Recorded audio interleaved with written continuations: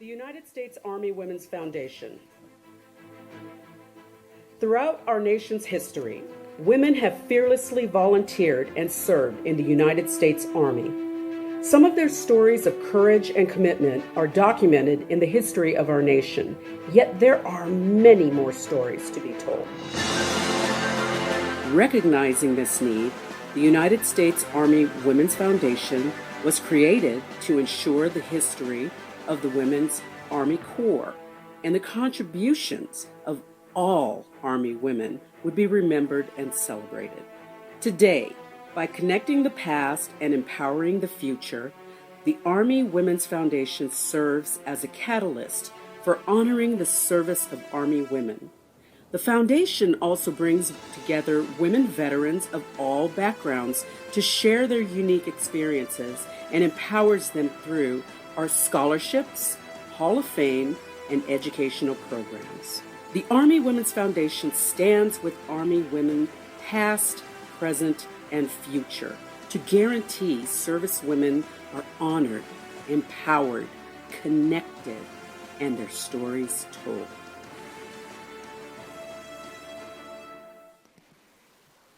Distinguished guests, welcome to the 14th Annual Women's Foundation Scholarship Awards and the Hall of Fame Induction Virtual Ceremony. Please stand for the playing of the National Anthem.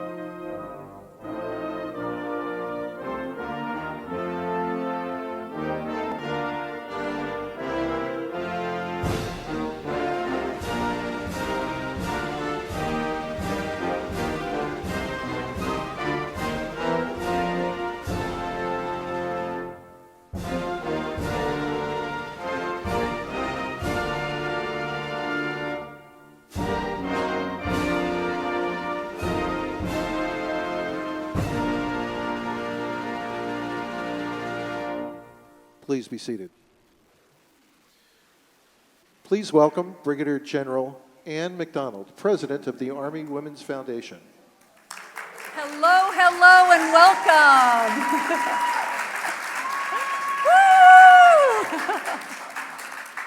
Well, welcome to the National Museum of the United States Army. What about it? Yeah, really extraordinary. And also welcome to our scholarship awards and our Hall of Fame induction ceremony. To all of those who are watching us virtually, thank you so much for joining us. It's so great to see everybody here, and I know many of you have traveled long distances and to be here with your family and your friends and your colleagues, and we welcome you. Thank you so much for joining us. It means so much to all of us, so thank you. Of special mention are a few of our distinguished guests who have joined us today. The former president of the Association of the United States Army and former commander of AFRICOM, push-ups, General Carter Ham and his wife Christy.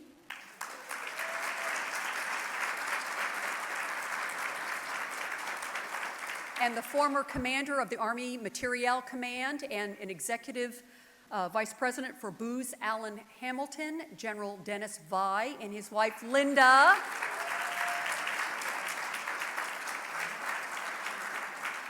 And the former commander of the U.S. Army Pacific Command and the current president of the United States, of the Association of the United States Army, General Robert Brown.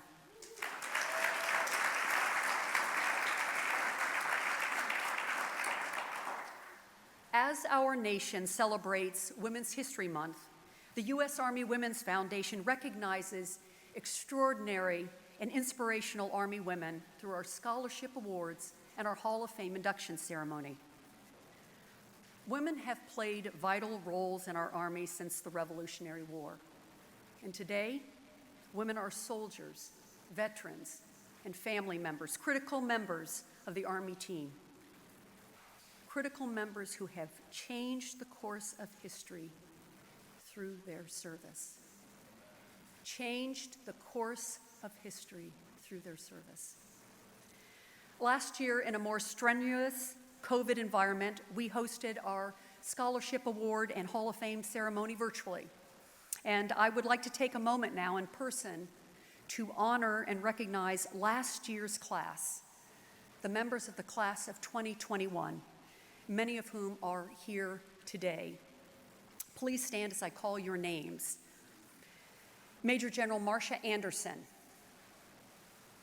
Okay, I think she's here. Major General Mary Kay Eder. Major General Linda Singh. Colonel Nikki Knighton. And I know not present are going to be, yay! All right, Nikki.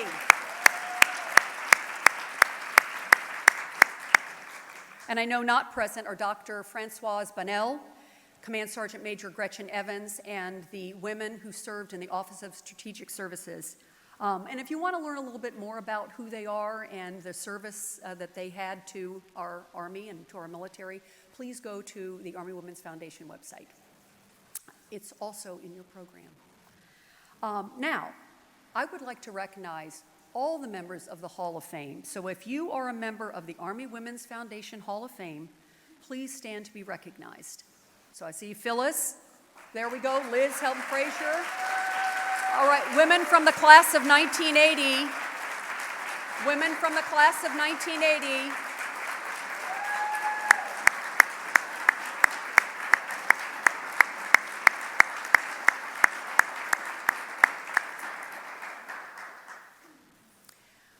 We could not do what we do, honor, empower, connect, and accomplish all we have without the generous support we receive from private donors and our corporate sponsors.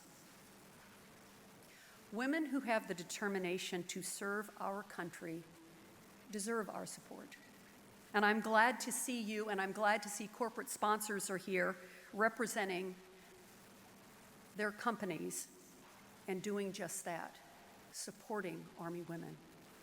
Over the years, we have seen the roles women have played in the Army evolve. We've experienced the increase in the number of women serving today, and we've witnessed greater opportunities and shape and scope of roles that women can now have. But with this comes a change of duty to increase the support available to women as they dedicate their lives to the service of our nation. And we appreciate your commitment. Thank you. So giving today's opening remarks is our presenting sponsor, Prudential. So please turn your attention to the screen as we hear from Jim Beamsterfer, who is the Vice President for Veterans Initiatives, Prudential. Good afternoon. I'm Jim Beamsterfer, a West Point graduate, Army veteran, and Vice President of Veterans Initiatives at Prudential. Army Strong. It's an honor to be here with you today. Prudential is pleased to continue our support of the U.S. Army Women's Foundation and so proud of what you do for our Army and for Army women. Prudential has been supporting the Army Women's Foundation because of their scholarship, educational, and mentoring programs, which provide excellent opportunities to active Army women, to veteran women, and their families. While Prudential support goes back several years, I have personally been involved since 2015. It has been a great journey to be on together as the programming and participation continue to grow and grow. The value proposition to Prudential is the opportunity to assist in creating strong, financially sound American Army families that invest in themselves and their communities while growing a stronger and more capable Army. Our programs to educate service members about financial wellness, spouse employment, and the transition to civilian life all support Army women so they can continue to do the remarkable things they do for our Army. This year's theme, Yesterday, Today, and Tomorrow, Army Women Telling Their Stories, continues the impressive programming that honors and shares the great accomplishments of Army women. Prudential is proud to continue its participation to honor, empower, and connect those who have served or are currently serving our great nation.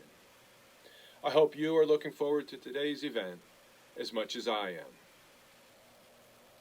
Congratulations to all of this year's scholarship recipients and the class of 2022 Hall of Fame and Special Recognition recipients.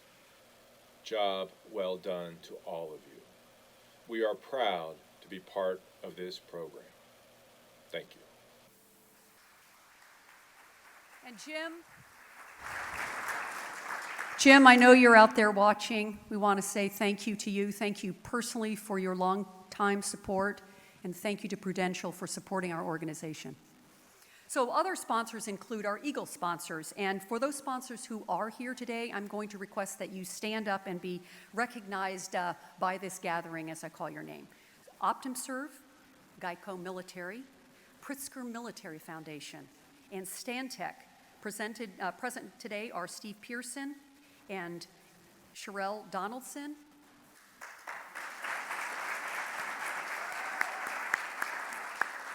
Our Courage sponsors, GE, PenFed. Present here today are Mr. James Skank and his fabulous PenFed team.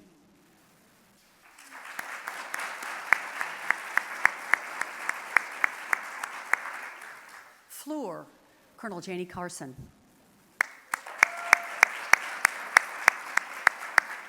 And North-South Consulting, Colonel Angie Holbrook.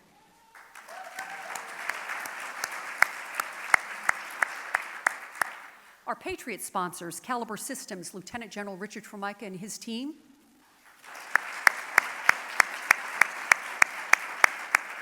Army Nurse Corps Association, Colonel Karen Gossman.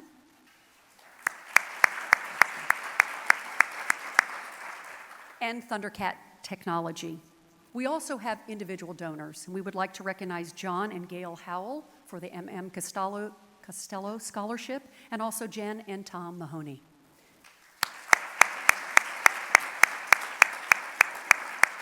Thank you all for your tremendous support. And finally, but definitely not last or least, a special thank you to our board of directors, our advisors, and all of our volunteers. Thank you for your unwavering commitment, your energy, your expertise, and your resources. Our board members and volunteers, along with our Director of Administration, Beth Spitzley, and our new Acting Director of Operations, Jenny Mahoney, are the engine that drive our efforts to be able to honor, empower, and connect Army women. And their names are in your program, but I just want them to stand so that you can recognize their tremendous volunteer work.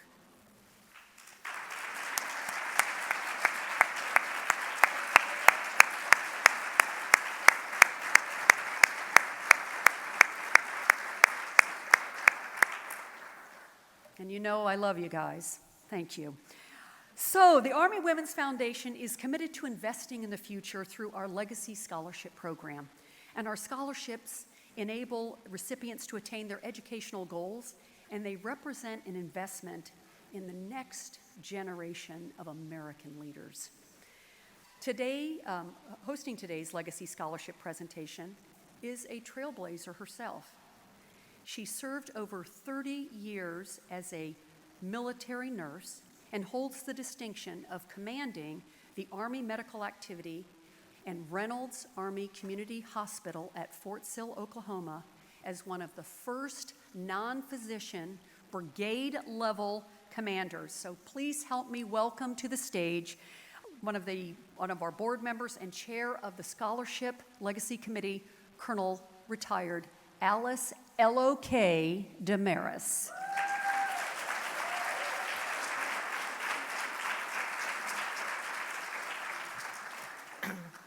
Thank you, Ann. I have to compliment you guys. singing of the national anthem was really terrific. You know, you go to a lot of events and they play it and nobody sings. You know, you go to a Canadian event, they play the national anthem, everybody stands up and sings. So I want to compliment you on your singing of the national anthem. Thank you.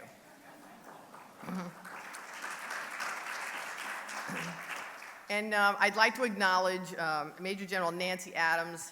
General Adams was the first nurse to be a commander in anything in the Army Nurse Corps. And we're going to...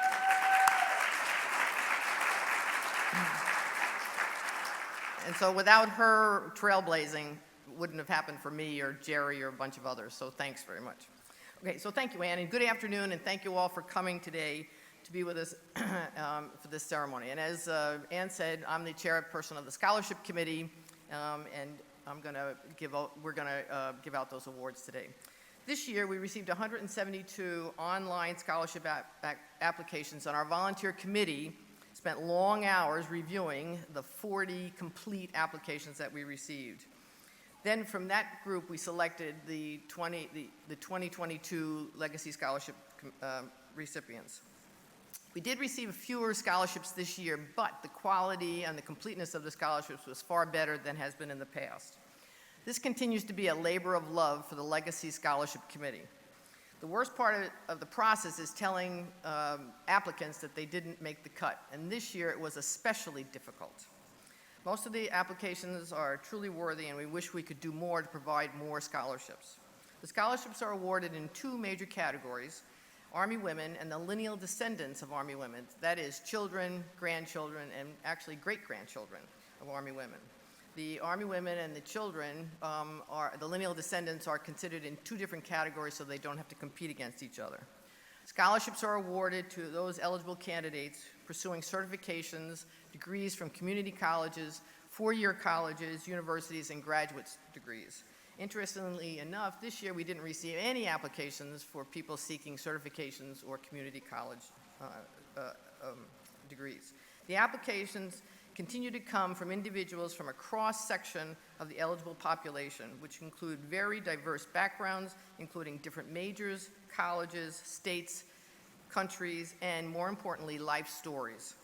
This is a good indication that the Foundation's program continues to be far-reaching, diverse, and inclusive. Today, on behalf of the Army Women's Foundation Legacy Scholarship Program and its committee, I'm proud to announce the names of the 21 recipients of this year's awards.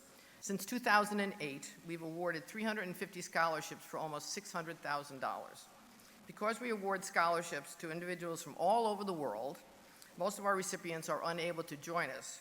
But today, we are joined by two recipients who you'll see later as we go along, and the others have sent tremendous statements of gratitude, and they ask us to pass that on to you, so thank you very much. None of this would be possible without the continuing support of our stalwart sponsors, as Ann has already pointed out. They make it happen year in and year out. And the first group of scholarship awardees we'd like to announce is sponsored by Prudential, our presenting sponsor. The recipients for this year's Prudential-sponsored scholarships are Sergeant Hannah Brower at Kansas State University studying pre-med, Nicole Burkett at Tarleton State University in education, Madeline Dickinson at the University of Central Florida studying journalism, Staff Sergeant First Class Faye Fletcher at American Military University in psychology, Rachel Colway at the University of Oklahoma in museum studies, Misha Lockwood at Texas Women's University in education, leadership, and organization, Ashlyn Nam at Arizona State University in nursing, and Samantha Reynolds at the University of South Carolina in exercise science. Congratulations to these outstanding scholars, and thanks again to Prudential.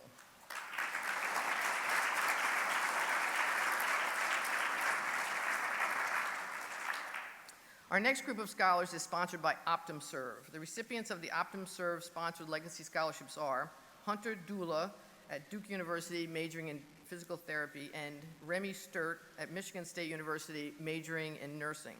Congratulations to Hunter and Remy, and thank you again to OptumServe.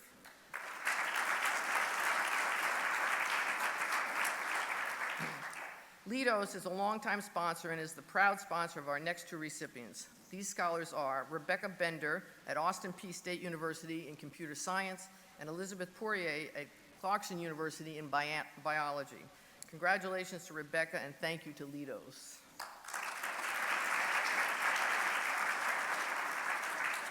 Stantec is the sponsor of our next Legacy Scholars, and we are lucky to have Steve Pearson and Sherelle Donaldson with us here today representing Stantec. Please welcome them to the stage, Steve and Sherelle.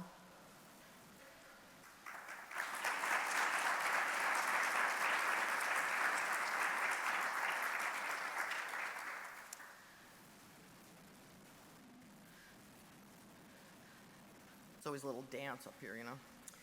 The Stantec Legacy Scholars are Amanda Sparks at Adams State University, majoring in Geoscience and Conservation, and Selene Montgomery, who is studying at Virginia State University, majoring in History, Political Science, and African American Studies. We're fortunate to have Selene and her mom, Bronte Montgomery, here today.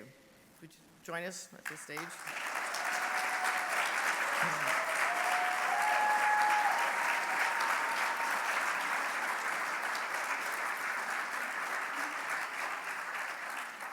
Selene's mom, Major Montgomery, is a retired Judge Advocate General Officer, better known as a JAG officer, or in the civilian lingo, an attorney.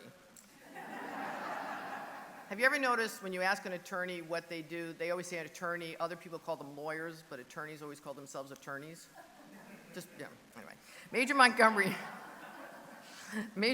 received a direct commission after graduation from Rutgers Law School and having completed a judicial clerkship prior to her commission.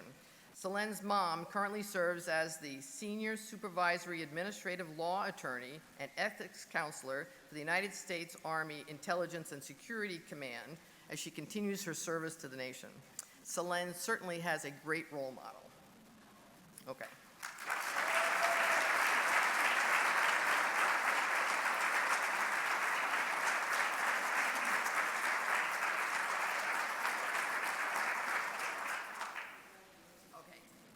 Selene, would you like to make some comments here?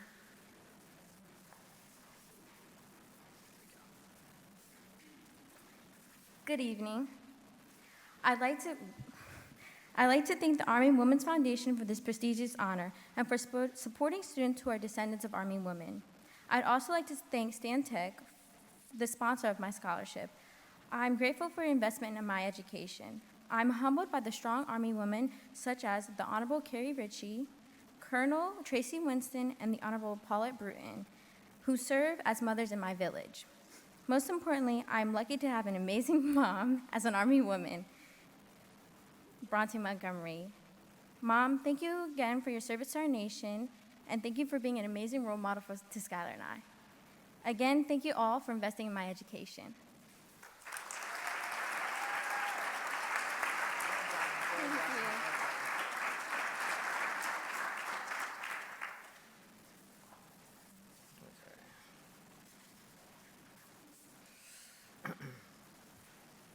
Thank you, Selene and Bronte and Stantec.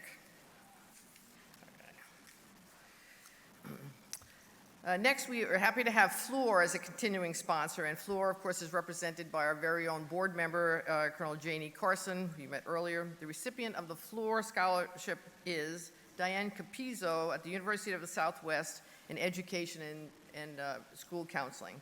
Congratulations to Diane, and thanks to Fluor. Penn Fed also continues their sponsorship of a scholarship, and we're pleased to have James Skank from Penn Fed, along with Michelle Hart and Miranda Jones, both are combat veterans, here with us today. So please welcome them to the stage.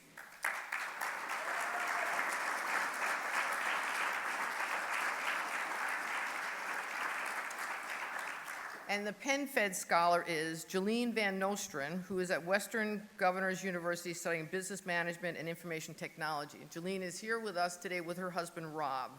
Jolene is an Army veteran who followed in the footsteps of her mother and grandmother, who was a Gold Star mother who was in the Women's Army Auxiliary Corps during World War II.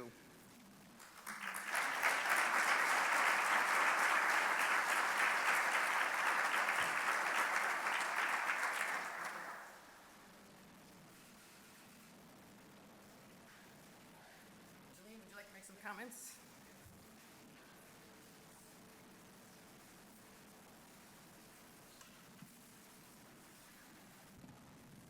Thank you. I'm honored to have been awarded an Army Women's Foundation Legacy Scholarship and would like to thank the Foundation and Penn Fed Credit Union for investing in my education. I come from a long tradition of service. In World War II, my great-grandmother was the first woman from her hometown to join the WACs. She later became a Gold Star mother when her oldest son was killed in the Sea of Japan while in service to the Navy. Her younger son, my grandfather, was also in the Navy, and my mother joined the Army. I was proud to have continued this legacy of service with my own enlistment in the Army, and today I continue serving this country as an employee of the National Oceanic and Atmospheric Administration as a cybersecurity specialist. I am currently pursuing my MBA in IT management at Western Governors University, and I will be the first person in my family to achieve a graduate degree. I am incredibly appreciative for this scholarship, which is helping me fund my higher education goals and making it possible for me to show my 5 children the power of perseverance and hard work to make my dreams come true. Thank you.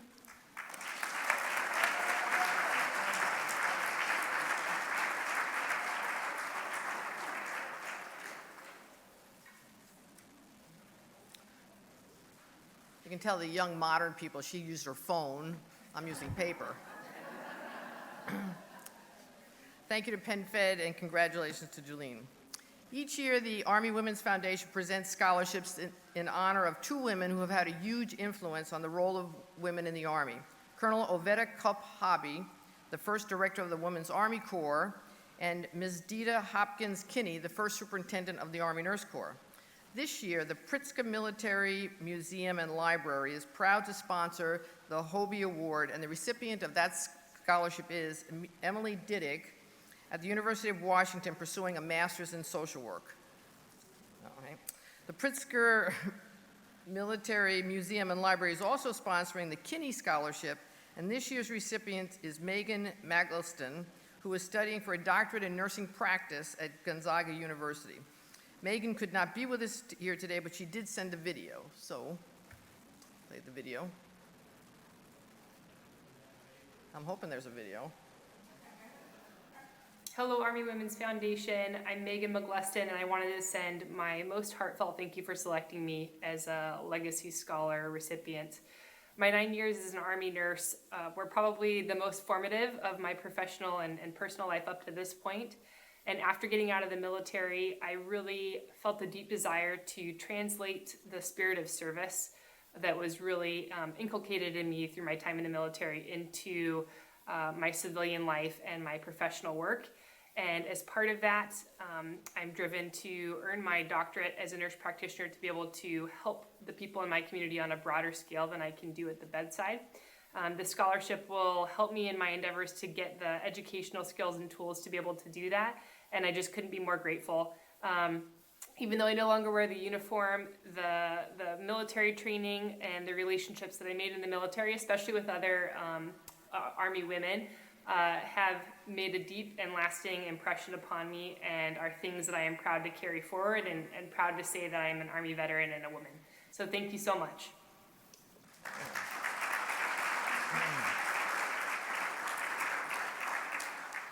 We are extremely grateful for Pritzker's partnership with the Army Women's Foundation in providing these scholarships, and congratulations to Emily and Megan. Finally, the Army Women's Foundation is proud to award the M.M. Costello Scholarship. The 2022 M.M. Costello Scholarship is awarded to Sergeant Dane Shim of the United States Army Reserve. Sergeant Shim is pursuing a Bachelor's of Science degree in nursing at Hawaii Pacific University. The M.M. Costello Award is the result of a sizable donation made to the Army Women's Foundation Legacy Scholarship Program by Gail and John Howell, who have been staunch supporters for the foundation for a long time. The Howells instituted this Costello Scholarship to honor John's early mentor, who helped him while he was assigned as an Army Nurse Corps officer at Brooke Army Medical Center at Fort Sam Houston, Texas. Ms. Costello was a dedicated Department of the Army civilian nurse who, in John's words, taught him everything he needed to know to properly care for his patients. The Howells established the scholarship to support students pursuing healthcare careers. The Howells and the Foundation are excited that this ongoing award will continue to support the Legacy Scholarship Program in the coming years. Congratulations to Sergeant Shim, and thank you to John and Gail.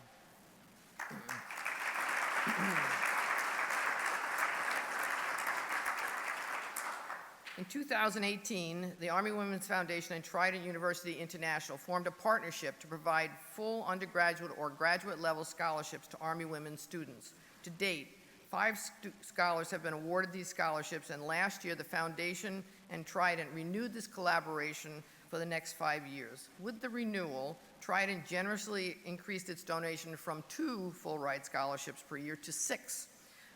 To be awarded each year to Army women students in undergraduate or graduate studies. The latest recipient of a Trident scholarship is a Gold Star mother, retired Staff Sergeant Beatrice Berry, who is majoring in Homeland Security at Trident. Staff Sergeant Berry could not attend today, but she has sent a personal statement.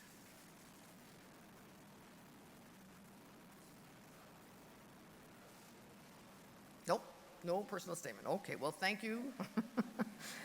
We know that Staff Sergeant Berry appreciates the scholarship at Trident. With the increase in the number of scholarships offered by Trident, we expect many more applications this year. The window for the applications will open in the next few weeks. Please help us to spread the word of this incredible opportunity. Visit our website and our Facebook page for additional information, and thanks again to Trident for their generosity. The Army Women's Foundation Legacy Scholarship Program would not be possible without the continuing support of our fabulous sponsors. We can't say thank you to them enough too many times, so thank you again. If we could have a round of applause for our sponsors and our scholarship recipients, I'd appreciate it.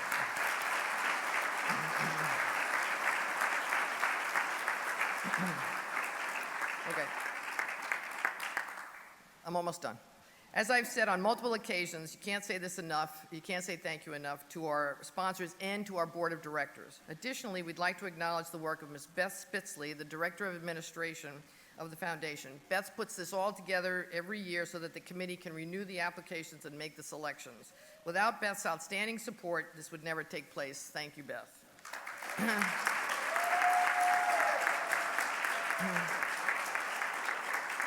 I'd also like to thank my colleagues on the committee. You know, spending somebody else's money is a very weighty business. And this committee takes their responsibility very seriously. So the committee members are Colonel retired Janie Carson, Lieutenant Colonel retired Mary Spring, Ms. Patricia Gronkowitz, and Ms. April Booth.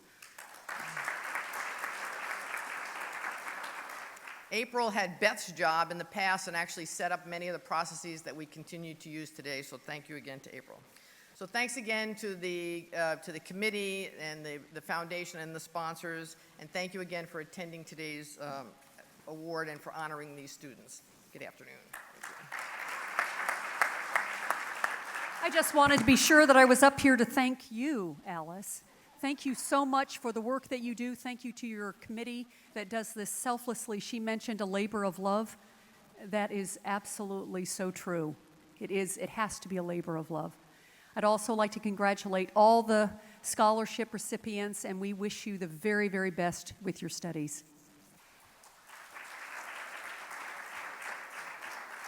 Okay, the Hall of Fame. Woo, exactly. I love the enthusiasm. It's starting to build. The energy is palpable. The Army Women's Foundation honors and celebrates the service of the incredible legacy of women who have worn the uniform of our nation. Every March during Women's History Month, we pause to remember and to honor those individuals whose service reflects extraordinary achievement, inspiration, and patriotism. We know from history and experience that the contributions and achievements of women make our Army and our nation stronger. And today's ceremony highlights the varied and substantial achievements of Army women. Now, for those of you who are used to seeing Command Sergeant Major Cindy Pritchett up at this point, she's our first Vice President and the chair of the Hall of Fame, she couldn't make it today. But we certainly want to acknowledge her and all the work that she puts into this program.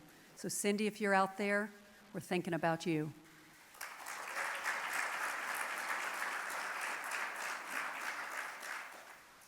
Presenting today's Hall of Fame induction ceremony is our newest board member.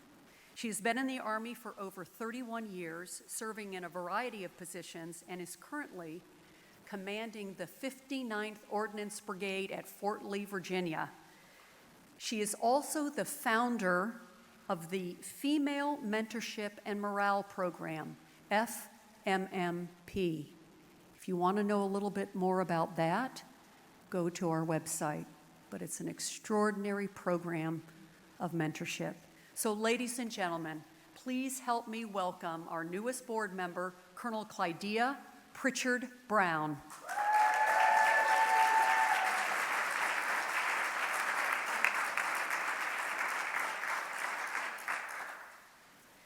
Thank you so much, and what an honor it is to be here to present the Hall of Fame inductees today, and just to be amongst so many great and wonderful people. I'm just honored and stand on the shoulders of all of you, so we get to recognize a few of you today.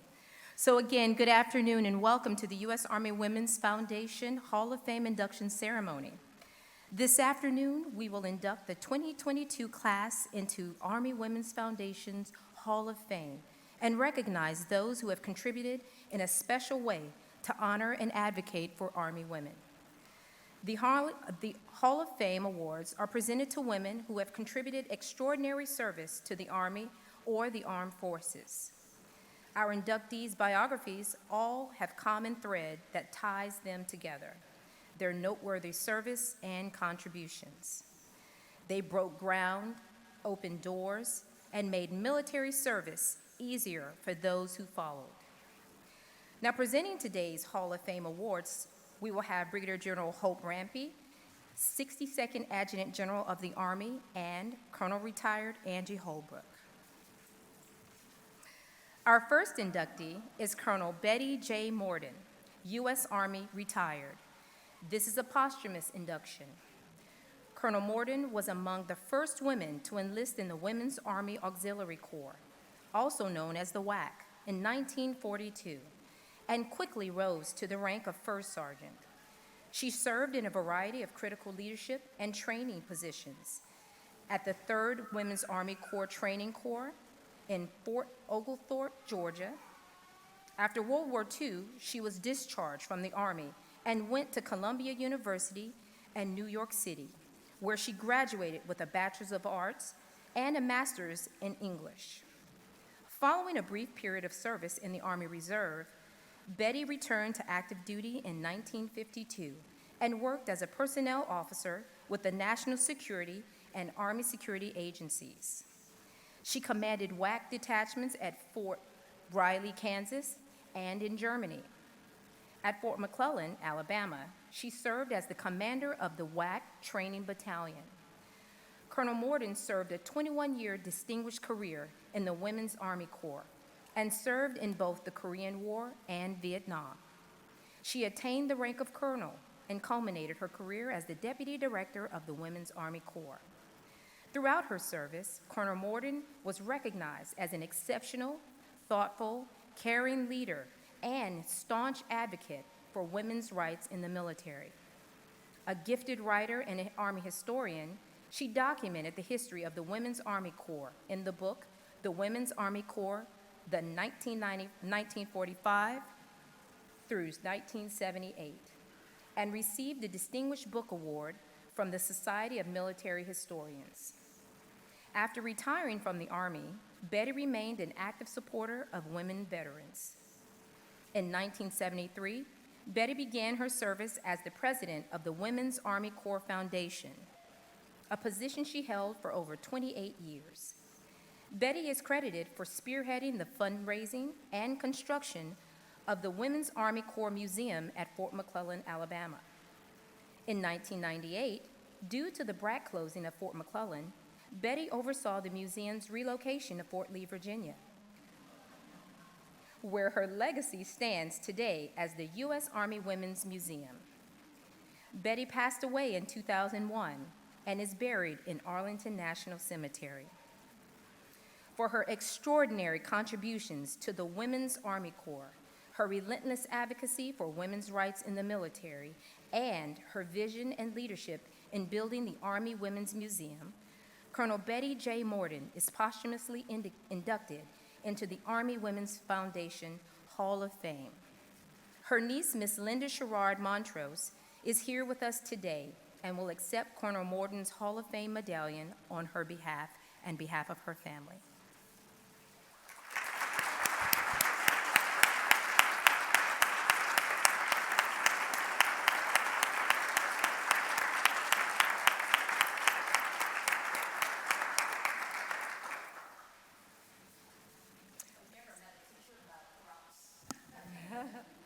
Those are my pops, my aunt's book, and the museums.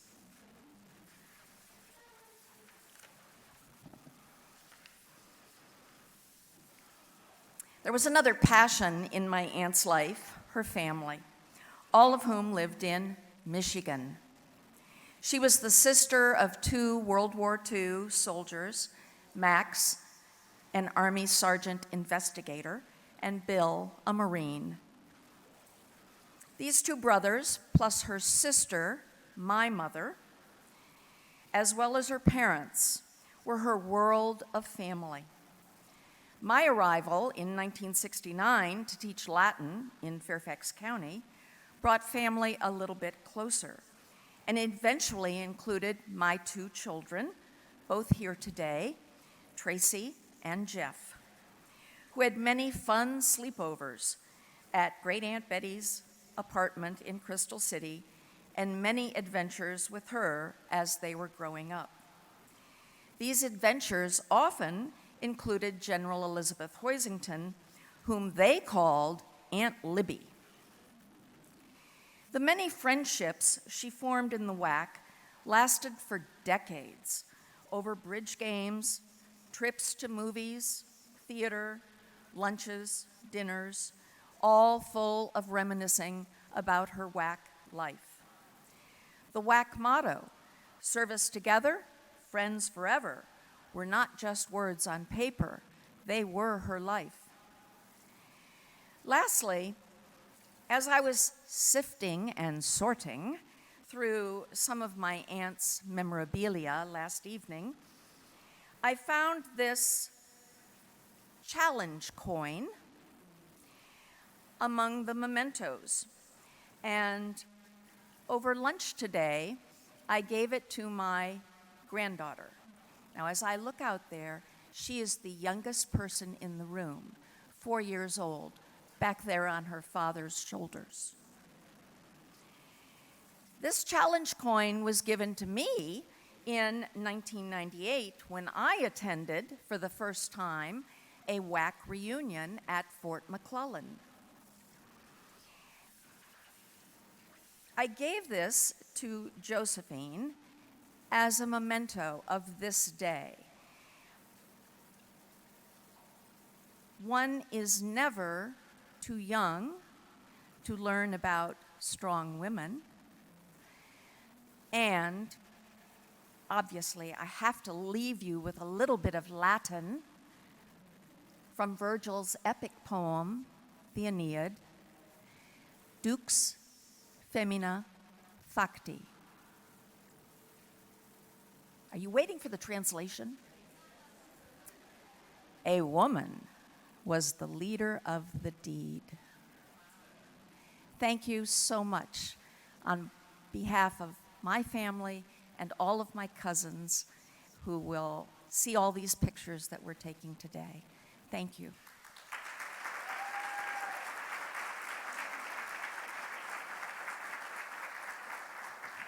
Thank you, Mom.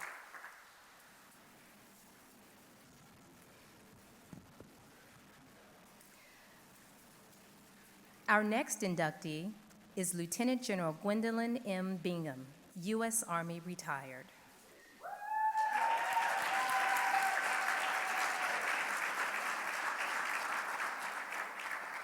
Lieutenant General Gwen Bingham is a native of Troy, Alabama. She graduated from the University of Alabama as a distinguished military graduate and was commissioned a second lieutenant in the Quartermaster Corps. She has a Master of Science in Administration from Central Michigan University and a Master of Science in National Security Strategy and Resources from the National Defense University. Lieutenant General Bingham served an extraordinary military career, spanning 38 years from 1981 to 2019, which included numerous stateside, overseas, and combat tours. Lieutenant General Bingham is recognized for her exceptional leadership skills and for being a role model, mentor, and trailblazer. During her time in the Army, Lieutenant General Bingham achieved historical firsts and broke racial and gender barriers multiple times. She was the first woman garrison commander at Fort Lee, Virginia, and in November 2010, she became the first woman to serve as Quartermaster General, and with the pinning of her first star in April 2011, she became the first African American woman general officer in the Quartermaster Corps. Over the next few years, Lieutenant General Bingham continued other firsts in New Mexico and Michigan. She earned her third star in 2016 when the Senate confirmed her appointment to Lieutenant General, making her the second African American woman in the U.S. Army to be promoted to the rank of Lieutenant General. In 2016, she served as the first female Department of the Army Assistant Chief of Staff of Installation Management IMCOM through her retirement in 2019, achieving extraordinary results and improving the lives of soldiers and their families. Lieutenant General Bingham is the recipient of the 2019 White House Correspondents' Be Fearless Award, the 2019 Joint Women's Leadership in Excellence Meritorious Service Award, the 2018 Ellis Island Medal of Honor, the 2018 Women in Defense Service to the Flag Award, and the 2014 Rock of the Year Award. Lieutenant General Bingham also serves as the Vice Chair for the Blue Star Family's Board of Directors. Lieutenant General Gwen Bingham will long be remembered for her numerous accomplishments, the values she has and lives, her example of caring and mentoring, and her ability to excel in the positions others previously thought were unattainable. For her exceptionally meritorious and leadership, breaking down barriers for men and women, her love and compassion for soldiers and their families, Lieutenant General Gwendolyn M. Bingham is inducted into the Army Women's Foundation Hall of Fame.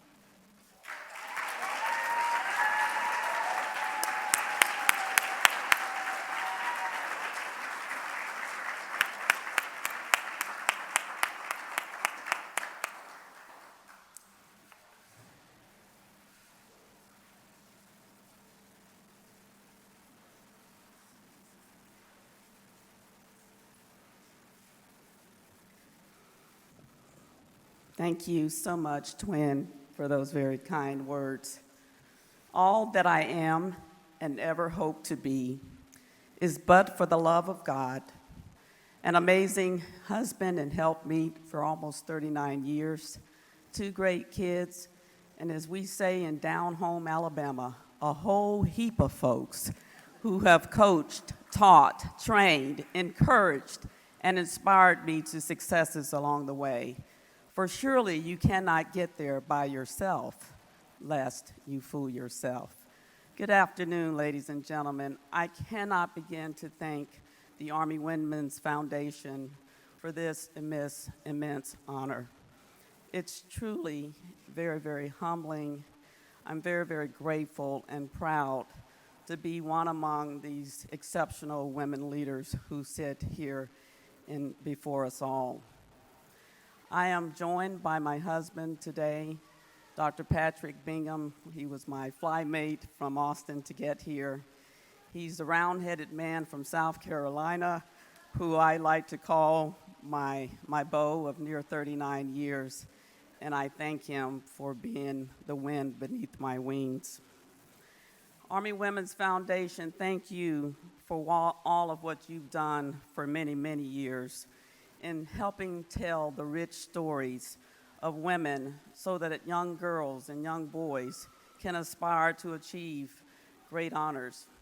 You know, when I came into the Army, I came in on a 4-year Army ROTC scholarship, and I promised myself 4 years and not a day longer. I'm so awfully glad that I didn't uphold that bet, so to speak, because General Creighton Abrams once said these words: "Service is an affair of the heart." And for me, truly, I found my passion. I found my passion in the people, the teammates I had the honor and privilege to serve with. Nadia West and I were on the halls of the Pentagon my last 3 years in the Army. And my boss, who promoted me to 2-star and 3-star, General Vi and his lovely wife, Linda, are here today. It's just so wonderful, and I'm overjoyed. And I would say that find your passion, because when you find your passion, you'll never work a day in your life. May God bless our men and women who are serving in harm's way. May we always remember our fallen comrades, those not yet accounted for, our wounded warriors and their families. And may God continue to bless these, the United States of America. Thank you very much.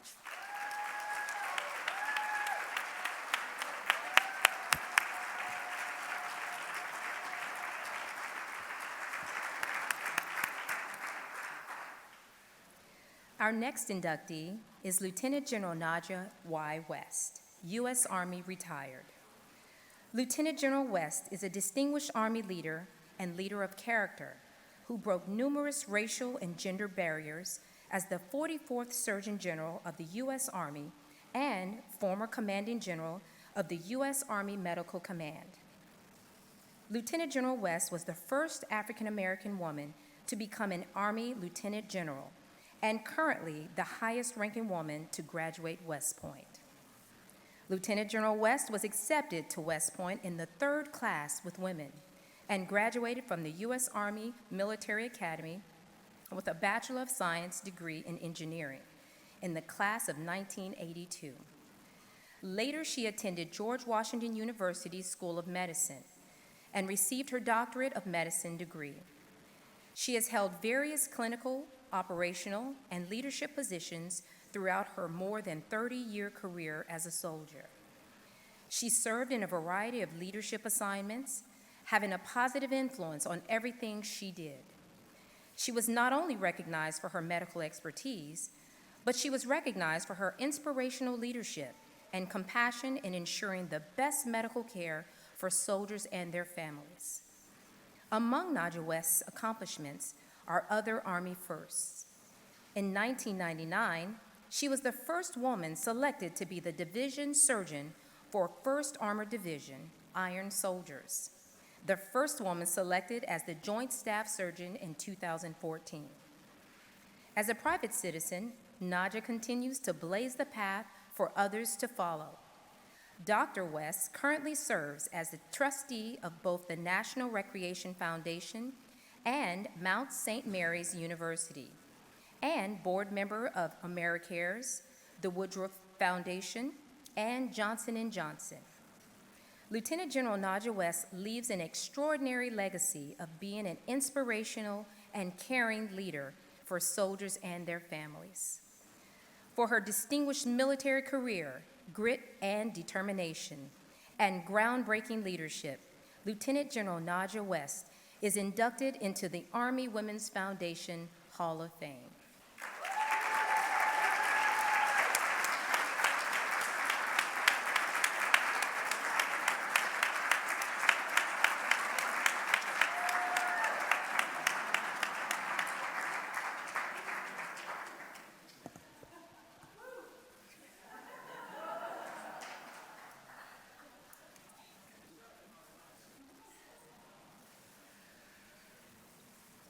Well, thank you so much.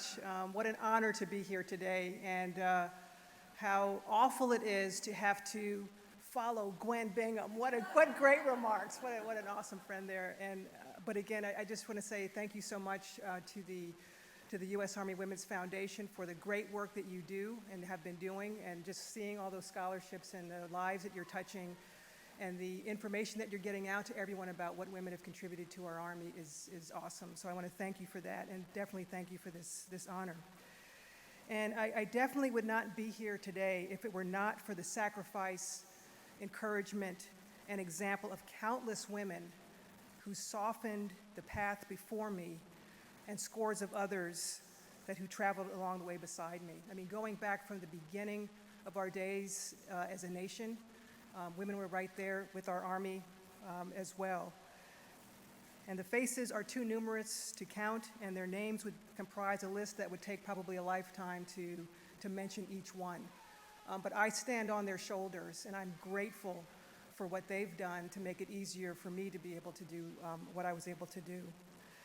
So it's really hard because you don't want to mention people by name in instances like this, but there are some names that I must mention. I must acknowledge my family, starting with my parents. My dad, who joined a segregated army in 1939, but he witnessed its evolution and its leadership in changing society for the better over his 33-year career as a soldier. It was he, along with my mom, who taught my brothers and sisters and me the importance and solemn responsibility of serving our nation and the pride and love of being a soldier in our Army. It was my older sisters, Jeannie Grammer, Rosie Miles, and Mabel Geiger, who were heroes to me, serving as members of the Women's Army Corps that you heard talked about earlier, along with Vera, my sister, who served as a member of the Women's Auxiliary Air Force in the 1960s. It was my brother Peter, who I brought to my kindergarten class in his uniform for show and tell because I was just so proud that he was a soldier. And my brothers Mac and Oscar Jr., who also answered Uncle Sam's call and joined the Army. And then also my brother James, West Point class of 1976, who encouraged me to consider West Point as I was deciding how I would start, not if I would start, but how I would start my Army career, because I knew I was in after traveling after and following such great older brothers and sisters. And even my sister Eve, retired, yes, Master Chief Petty Officer of the Navy, yes, and I still love her, set a sterling example for me to follow, being the next youngest in the family. So she and I grew up with the last to the youngest. They all set the path for me, so I have to thank them for making me who I am today and being able to stand before you. I must also name my loving family who traveled beside me through all of this. My husband, Don, who I'm sure still holds the distinction of being the best aviator in the United States Army. Sorry, Ann, maybe the second best, okay, today, right? And my children, Sydney, who's here with me today, and Logan, who couldn't be here, who are the most remarkable and resilient human beings I've ever seen for all that they had to go throughout both of our careers. Don and I, Don 30 years as an Army Medical Service Corps officer, dust-off pilot. As they traveled around with us without complaint, everything was an adventure to them, and what a great family. So I am grateful to all of them, my family of origin and my family that traveled with me throughout this.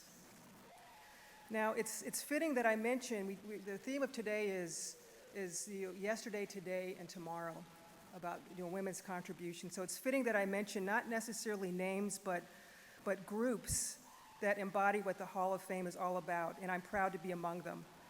One that represents the beginning of my career as a soldier, and the other that encouraged me all the way to the end. So for the first, I would like to thank the women of the class of 1980, several of which whom are here today, for being that example. Just think, there were no women in front of them showing them that it might be possible. But they were the ones in front of me that showed me that it was possible. So thank you, Class of 80. Please stand up, the women of Class of 80 that are here today.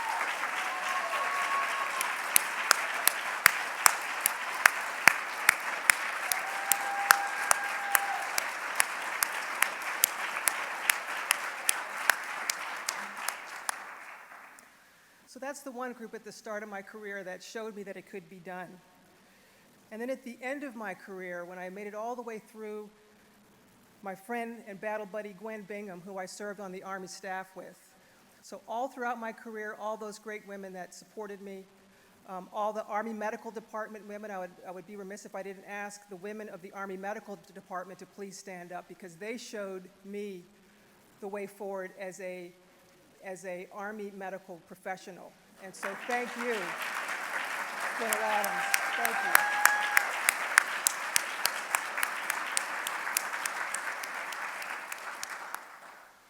And then again, as I mentioned at the end of my career, Gwen Bingham, battle buddy, someone who shows you what right looks like. I mean, I always wanted to be her when I grew up because she had it down always. And so I just want to thank you, Gwen, for being a great battle buddy and friend. And I'm so honored to be able to sit next to you and to have this honor with you. And I would also like to thank two others I will mention by name. One who promoted me to Brigadier General and was the phenomenal example to me throughout my career was General Carter Ham. Thank you, sir, for being that example and being that supporter who selected me to work for him at USERA. And then the last official pass and review and event of my military career was my retirement ceremony, and I could not have been more honored to have General Brown officiate my retirement, and he's here today. So thank you both for that and for a great career. And again, thank you for all you do. And to echo what Gwen said, God bless our soldiers, their families, our veterans, and all of our United States. Thank you so much for this great honor.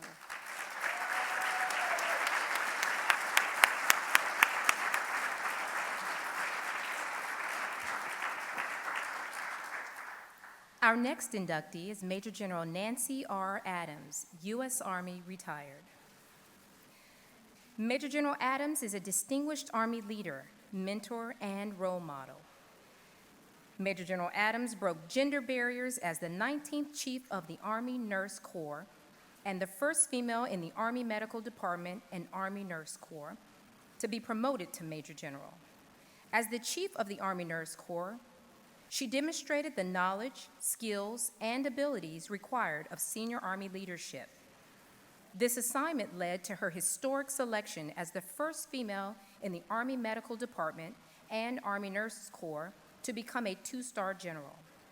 As the primary staff officer for the Army Surgeon General on the issue of branch and material command, Major General Adams worked with the Army Chief of Staff and the Secretary of the Army to demonstrate that officers in all branches in the military and Army Medical Department had the education, training, and experience to command at all levels. This opened many major positions that had been closed to women, and it was especially helpful to all women in the Army when she was selected as the first military nurse and the first Army nurse to command a medical center. Major General Adams made the priorities of Army women her own. Her agenda always reflected promoting women's health, providing a work environment free of sexual harassment, and inclusion in opportunities that address diversity and advancement for women. Major General Adams led by example and by actions that reflected accomplishments for women. Following her retirement from the military, Nancy has worked for TRICARE, the Department of Defense Healthcare Program. She became one of the founders of VetFed Resources and is a senior partner with Martin Blanc and Associates, a healthcare consulting, business development, and acquisition assistance organization. For her incredible, inspirational, and groundbreaking leadership, Major General Nancy R. Adams is inducted into the U.S. Army's Foundation Hall of Fame.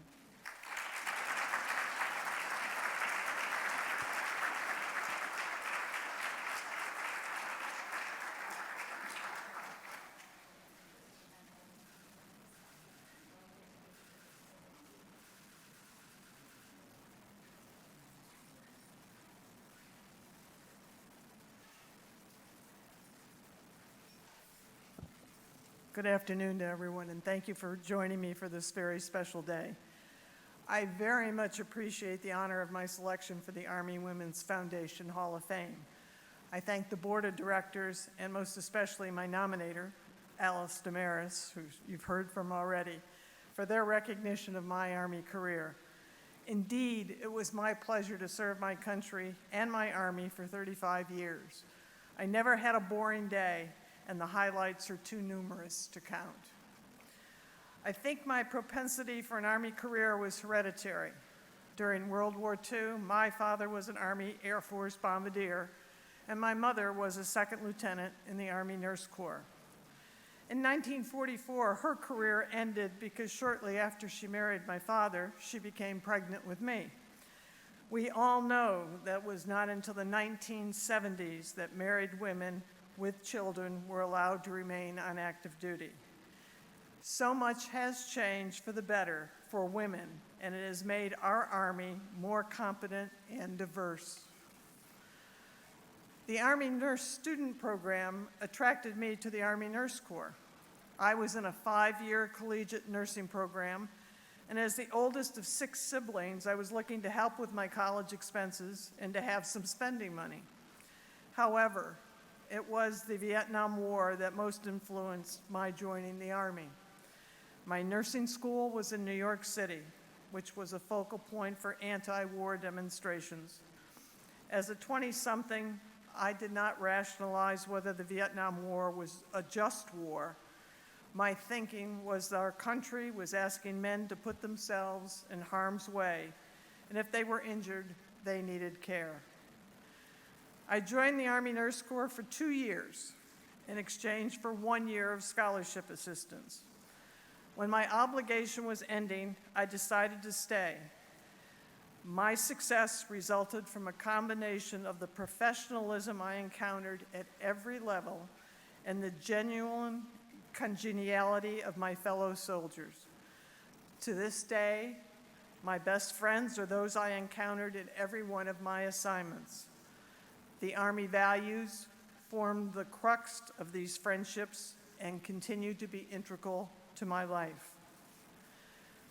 There are 2 characteristics of my Army career that made the most difference regarding my success. They are mentorship and opportunity. At every assignment, I can identify individuals who made the extra effort to mentor me and to suggest how I could better utilize my talents.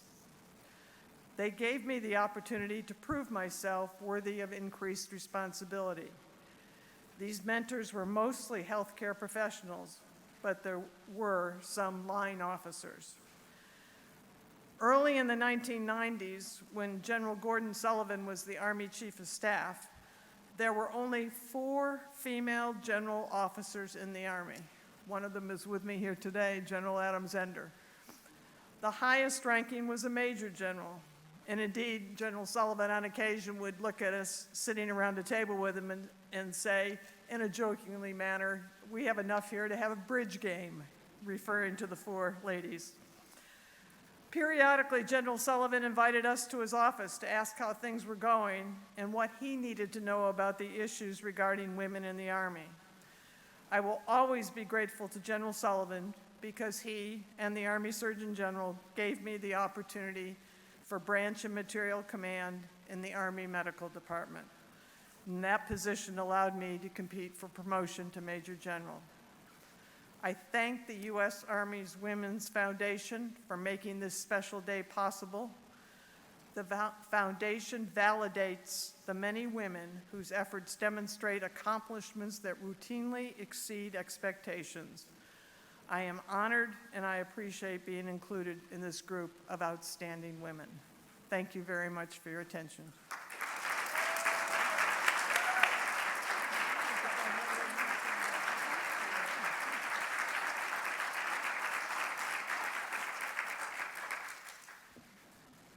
Our next inductee is Colonel Kirsten B. Brunson, U.S. Army retired. Colonel Brunson is an exceptional leader who made extraordinary contributions in advancing the lives of women and men in the U.S. Army. During her almost 24 years of service, she served as a dynamic role model for all soldiers and was always willing to listen and provide sage advice. Her welcoming and charismatic personality attracted soldiers, and she was known as the go-to person if you needed advice, mentoring, or coaching. She also achieved many firsts. Among those was her selection as the first African-American female to serve as a U.S. Army judge. Kirsten grew up in Prince George's County, Maryland, and graduated from the University of Maryland with a Bachelor's of Arts in Criminology. When she joined the ROTC program and attended airborne school, she was commissioned through Howard University's ROTC program, but took an educational delay to attend UCLA's School of Law, where she was an educational member of the Law Review. In 1992, she entered active duty in the Army Judge Advocate General's Corps. Her military assignments include legal advisor to the Field Investigative Unit, 701st MP Group, CID, Deputy Chief of the Defense Appellate Division, and Deputy Staff Judge Advocate for U.S. Army Special Operations Command. As a circuit judge at Fort Hood and Fort Bragg, Kirsten emulated the best traits of a military judge, firm and fair to all parties, ensuring the integrity of the military justice system. Kirsten's desire and commitment to help others is evident in the numerous organizations she advises and assists. Today, she serves as co-chair of the Veterans Committee of the National Association of Women Judges, advisor to the Lewis McCord Spouses Club, and serves as the Merit Badge Counselor for the Boy Scouts of America. Kirsten also taught at a homeschool co-op and homeschooled her son for 3 years. For her courage, groundbreaking inspirational leadership, and continuous contributions in and out of the U.S. Army, Kirsten Brunson is inducted into the 2022 U.S. Army Women's Foundation Hall of Fame.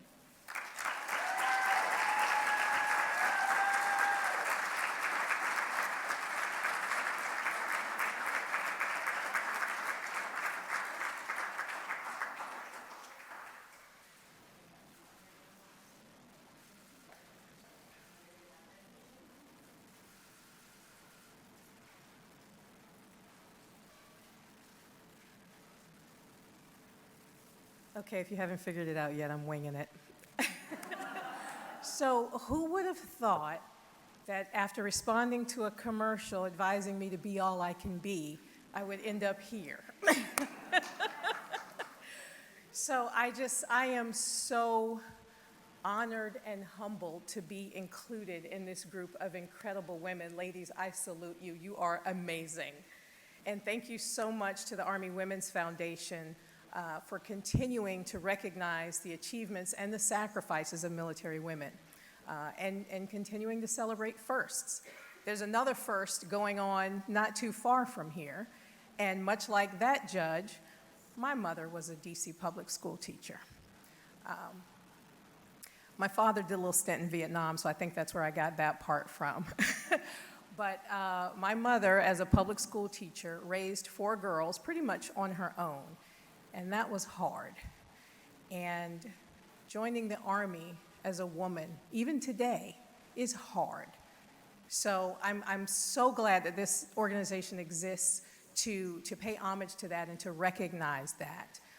While I was occasionally falling out of a perfectly good airplane or trying a court-martial, at the same time I was also the wife of a soldier and raising a family. And there is no way I could have done that without the many women who had gone before to show me how to do it. I have so many mentors, both in the JAG Corps and just in the Army at large, who were dual military with kids. And I called on them all the time to say, how do I do this? And then I had friends, some of whom are in the room, who were dual military with kids who walked that journey along with me. So any opportunity that anybody gives me a microphone, I take the opportunity to say, find a mentor, be a mentor. Obviously, so many people in this room are doing this already, but I just have to say it again. There is a young Army woman out there today who needs to hear from you, who needs to know that she can do it, who needs to know that you've already done it. But for those women, I probably would have given up a long time ago. And I have to say something else about some other people who helped me, because along with my mother, then I have my parents I inherited because I married their son, who are here today, Sergeant Major retired Albert Brunson and his wife Delphine.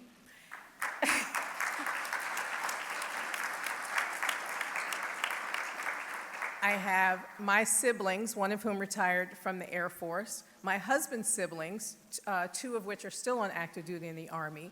And the point is that all of them, at one time or another, provided free childcare. You know we need it. And then my husband, who occasionally has to rearrange his calendar and the calendar of whatever unit he happens to be commanding to enable me to do things like this. So thank you, Xavier, I love you. And then my amazing children who, as mentioned before, grow up resilient. Our 2 adult daughters are living in Korea right now and teaching English. And then, because we're a little crazy, we have a 12-year-old. That's why I'm a merit badge counselor. But all of these people and so many countless others that I can't even mention have poured into me and have helped me get to where I am today. And I see so many of my JAG-Corps family out here. Bronte, hey! I didn't even know she was going to be here. And I think Chief Prescott is here. Yep, I see you in the back.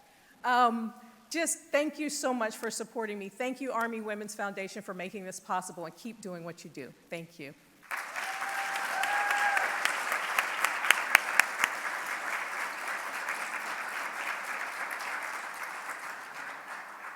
Our next inductee is Colonel Jerry Graham, U.S. Army retired.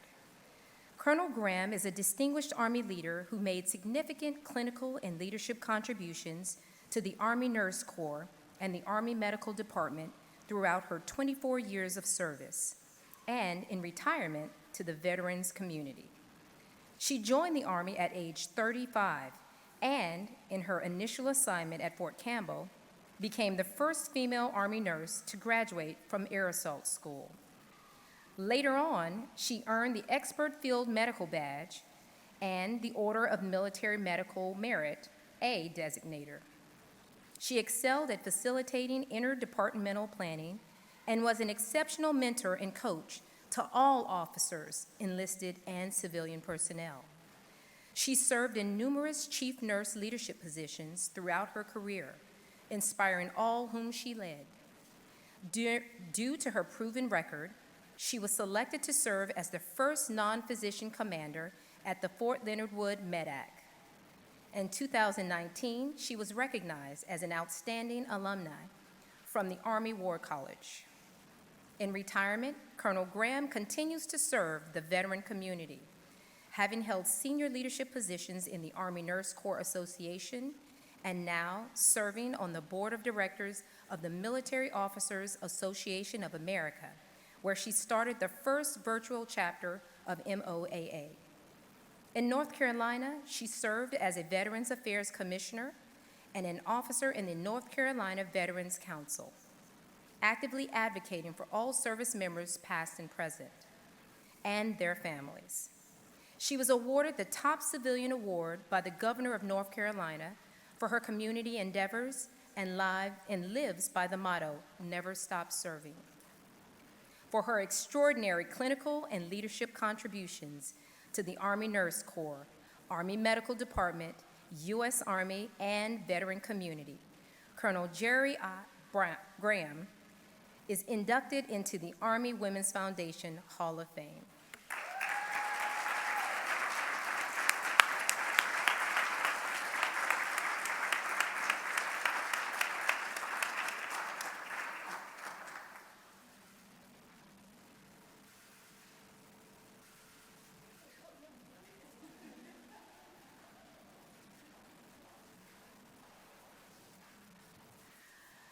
Thank you all for being here. I'm so incredibly humbled to be standing here today. It reminds me of my dad, who rose to the great rank of corporal in World War II. And he was so overwhelmed when he got to put on my Colonel's Eagles as the chief nurse at Fort Dix, New Jersey. That was really very, very special. I'm also very grateful to General Clara Adams-Ender for her support and faith in my history and for providing the inspiration for my words here today. Indeed, did you know that her email address was Clara Cares for You? This starts it all. Perhaps as my mother was also a Clara, that demonstration of caring has been an important part of my being. One theme in my master's degree in maternal child health nursing that was really validated by a lot of research was that if you treat the pregnant woman with a lot of caring, a lot of support, a lot of loving. The recipient of all that love is certainly the baby. So that stuck with me. That theme resided with me for many years of my life. While I didn't join the Army, as you heard, till I was 35, it didn't take long for me to notice that NCOs were great role models for caring for their soldiers in a variety of ways. To this day, my Command Sergeant Major, Billy Tension, is an important part of my life. We had a mighty fine leadership team at Fort Leonard Wood, and we were always demonstrating, we believed, our caring for our organization and also for the community that we supported. I was also very much influenced by the author John Donne, who wrote the poem, "No Man is an Island, No Man Stands Alone." I think you all remember that. The focus on interconnectivity and reliance of everyone on each other really does impact the way I approached hospital organizations. The people in every part of the hospital always seemed to like it when they really felt appreciated and respected and included.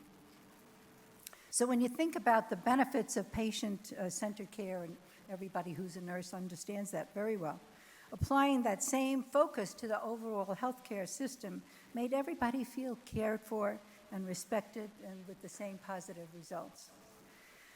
I can remember that when I went to Fort Leonard Wood as the MEDAC commander and wanted to start my very first rounds by going to the basement and seeing all the maintenance people and all of the logistics staff, how surprised they were that I wanted to learn about their work and that I cared about them as individuals. When I asked to meet with everyone that I was a senior rater for, the docs were surprised when I asked them about their hopes and dreams for their careers and how we needed to make sure that they were going to the appropriate schools and taking care of that other part of their life. I was surprised that they were surprised about how I treated them. Being the first non-physician hospital commander there, I think that they thought I only was going to care about the nurses. They got a chuckle when I said I treated them just like I treated every nurse. And they liked that. I was very blessed to have some great opportunities to teach leadership. I was teaching at the old chief nurses class for year after year, and that was great. And I also got to teach with a very dear friend, Colonel Bill Barco, who was a social worker at the AMED pre-command course for a number of years. I knew we were in a part of history when a nurse and a social worker were teaching the physicians. I thought that was great. I always treasured caring directly for patients. So visiting with staff and demonstrating my caring about them and how things were going along with patients as we spent a lot of time together. And their lives were very important to me. So while I was not directly putting my hands on patients at that time, I was certainly embracing the staff who had that direct care, and that was very important. Since I retired in 2002, my advocating efforts have been through working with the Military Officers Association of America, the Army Nurse Corps Association, and other veteran service organizations. I really appreciate the wind beneath my wings. My spouse, Colonel Ed Basin, wait, raise your hand, Ed. And I,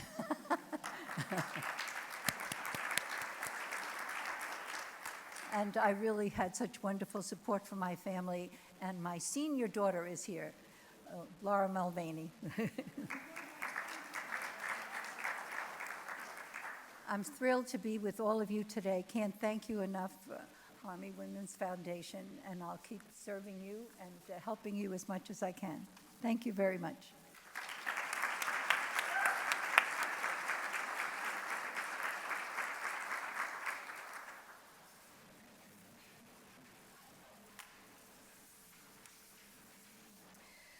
Our next inductee is Colonel Diane M. Ryan, U.S. Army retired.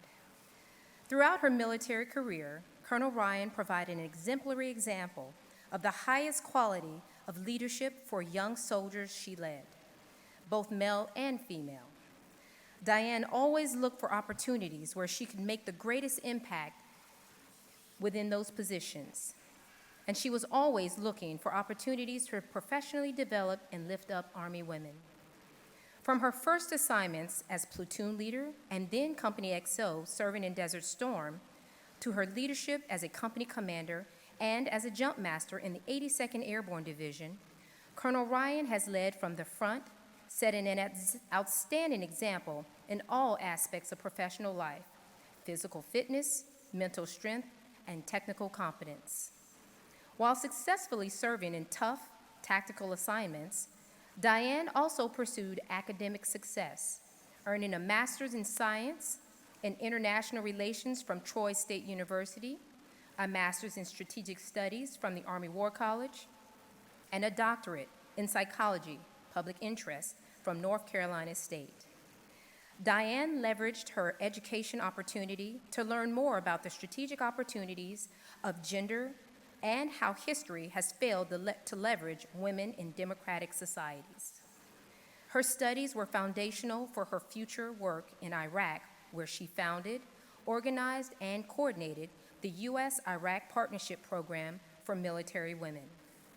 For nearly a decade, Diane was a professor at the United States Military Academy, serving as the Deputy Department Head of Behavioral Sciences and Leadership, and the director of the Eisenhower Leader Development Program with Columbia University. During her assignment at the Academy, positively influenced, mentored, and inspired a generation of cadets. She made sure she influenced male and female soldiers.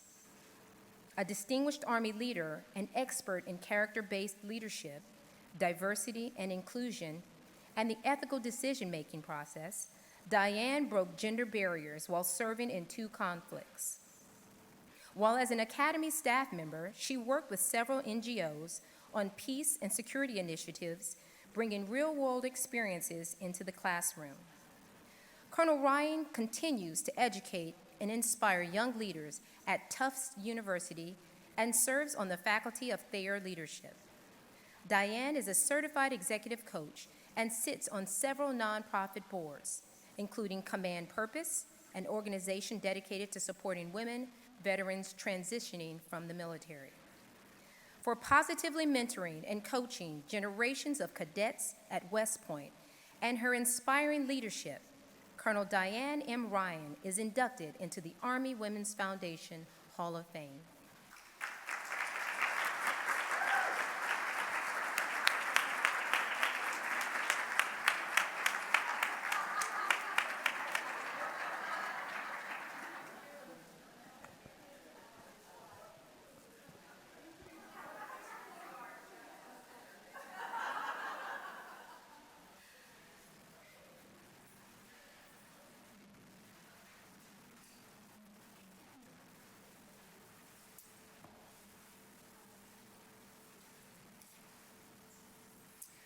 So I am also using technology, so I'm either in the younger generation or I'm a retired signal officer. I met the greatest living leader I know 14 years ago at West Point, but it's not who you think. You're probably envisioning a highly decorated general or an esteemed scholar, but my exemplar is a super centenarian, former homemaker from Western Pennsylvania who rose from local Girl Scout troop leader to CEO of the national organization and became a trusted advisor to numerous 4-star generals, including our current Secretary of Defense, and earning a Presidential Medal of Freedom along the way. I was fortunate to have an office steps away from the revered Frances Hesselbein, as she held the distinguished chair for the study of leadership in my department at West Point. And I soaked up her wisdom every chance I got, then as I do now. Among her many pearls, to serve is to live, dignity and respect for all, and a famous quote from my favorite Massachusetts native, Ralph Waldo Emerson, be an opener of doors. And this is the theme for today. Today is a recognition of the numerous people who opened the doors and led the way, and some are here today, like my friend the Vise, who have been opening doors for Al and I for over 30 years, and my best battle buddy, Colonel Everett Spain. It's a recognition of the friends who held my hand as I walked through the doors or pushed me from behind, like my family, my wonderful husband, and my 2 girls who motivate me every step of the way. And I'd be remiss not to mention my mother, who passed away 2 weeks ago. Here comes the crying. She did not have the same professional opportunities that I had, but the goodness of her character is something I will always aspire to. I grew up never hearing a single critical thing about my presence or ambition, and that was a profound gift. Finally, today is a recognition of the people who I've opened a few doors for, and especially the ones where I crouched down so they could leapfrog over me. There's a bunch of those rock stars here with us today, too, and I am so proud of all of you.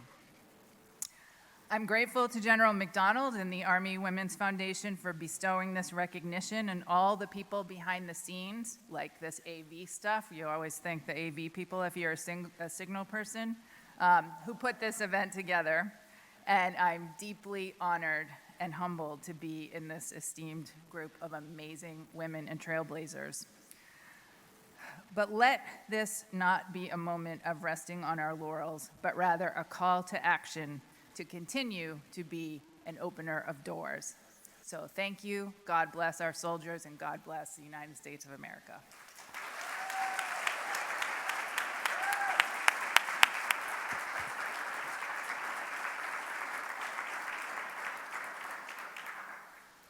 Our next inductee is Lieutenant Colonel Carol A. Barkalow, U.S. Army retired.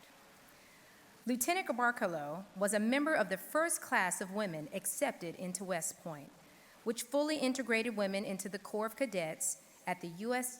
Military Academy in 1976.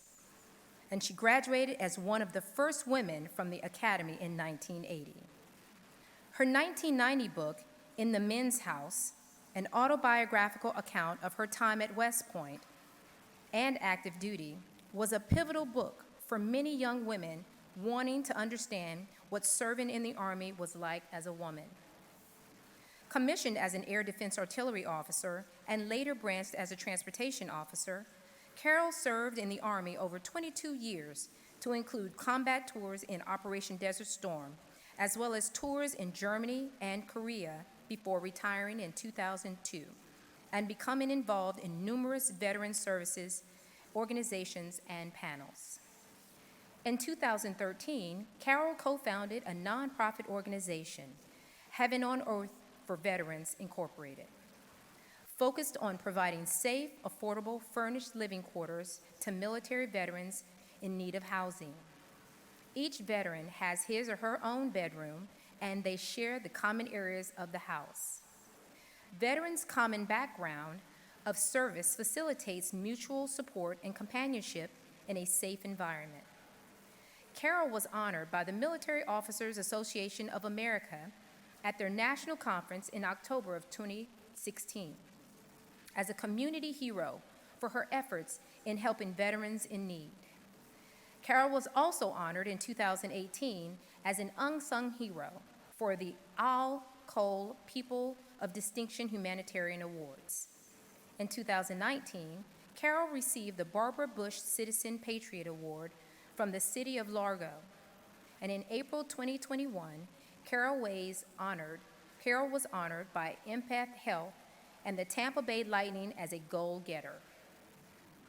Carol continues to serve her community in a variety of leadership positions, to include having been the past president of the Rotary Club, St. Petersburg West, and a past assistant governor, and the immediate past chair of Congressman Chris' Veterans Advisory Board. And she is a member of the Bay Pines, Virginia Directors Veterans Advisory. For her exceptional groundbreaking contributions and demonstrated passion to serve and support the veterans community, Lieutenant Colonel Carol A. Barkalow is inducted into the Army Women's Foundation Hall of Fame.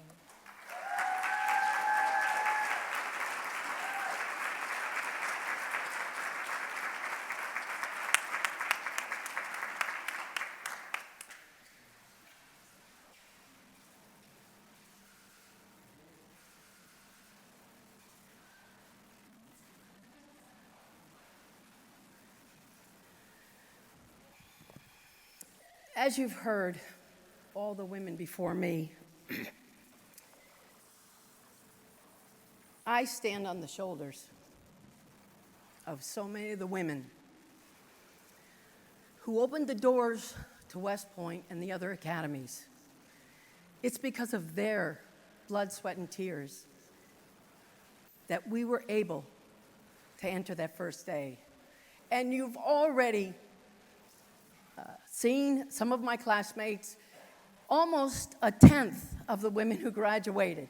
And I just want to say thank you, Anne, Liz, Barb, Joan, and her husband. He's a grad too. I am truly honored to be here today.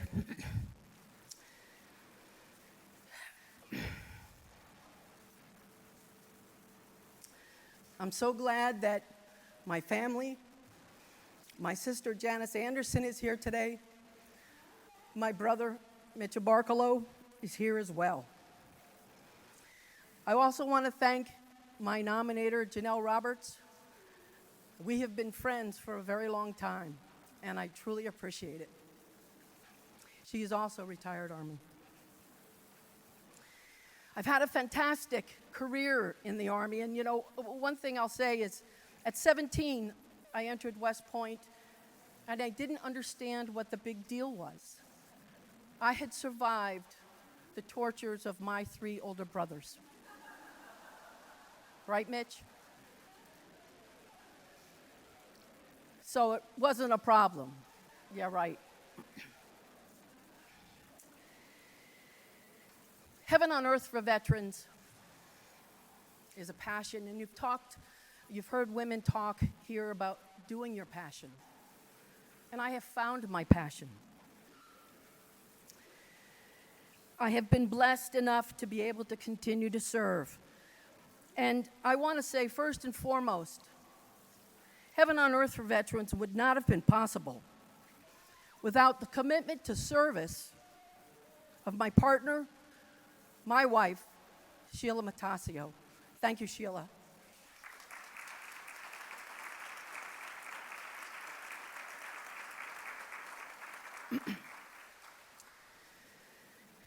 One of the sad things is the fastest growing area of homelessness, the group, are single mothers, veteran single mothers. And at any one time, nationally, there are over 60,000 homeless veterans. And what we don't know is the number of veterans who are one paycheck away from being homeless.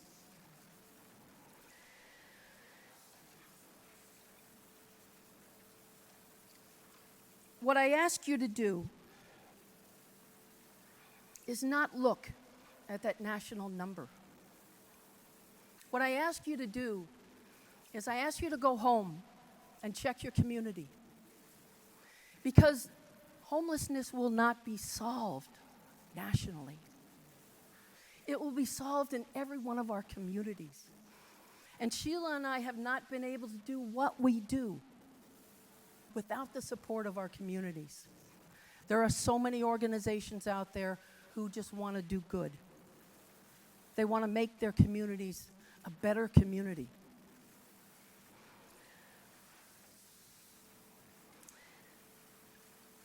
Again, I urge you to look at the number in your community and to be part of the solution, to decrease that number in your community to 0 with the assets and the resources that you have locally.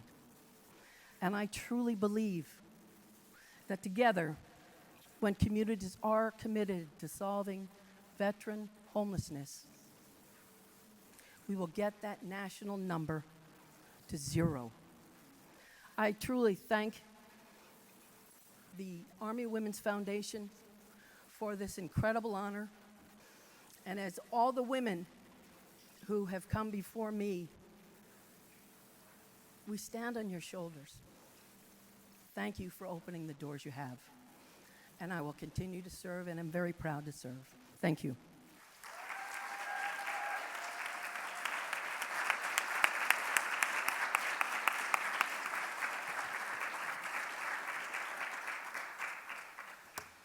Our next inductee is Chief Warrant Officer 4, Rebecca B. Isaac, United States Army retired. Warrant Officer 4, Rebecca Isaac, with her over 45 years of service to both the United States Army and the Department of Defense, started her career in 1975 with the Women's Army Corps as an avionic navigational equipment repairer, and ended 29 years later having risen to the rank of Chief Warrant Officer 4 in the U.S. Army. She has been a soldier, an NCO, and a warrant officer serving at home and abroad in peace and war. But after taking off the uniform, she was not done with the Army, as she still serves as the Department of the Army civil servant. Mentoring and helping others have been a life passion for Rebecca. She is an active life member of the Warrant Officers Association, the USO, the Fisher House, and her local church, where she is involved in numerous ministries, just to name a few. CW4 Isaac shares her life experiences with women in her home community of Aberdeen by assisting them in preparation for employment and coaching them to be their best that they can be and their best selves as they seek better opportunities for themselves and their families, something she learned firsthand in the Army. For her outstanding leadership and support of veterans, CW4 Rebecca Isaac is inducted into the Army Women's Foundation Hall of Fame.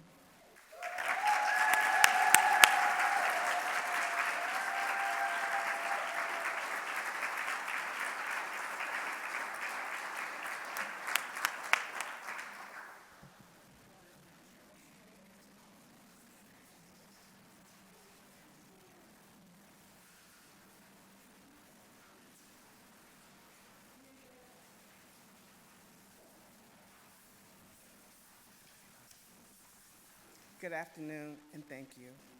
Let me first say, before going any further, I'm only going to mention a few names in my speech today. I'd like to thank the Women's Army Foundation for honoring me today.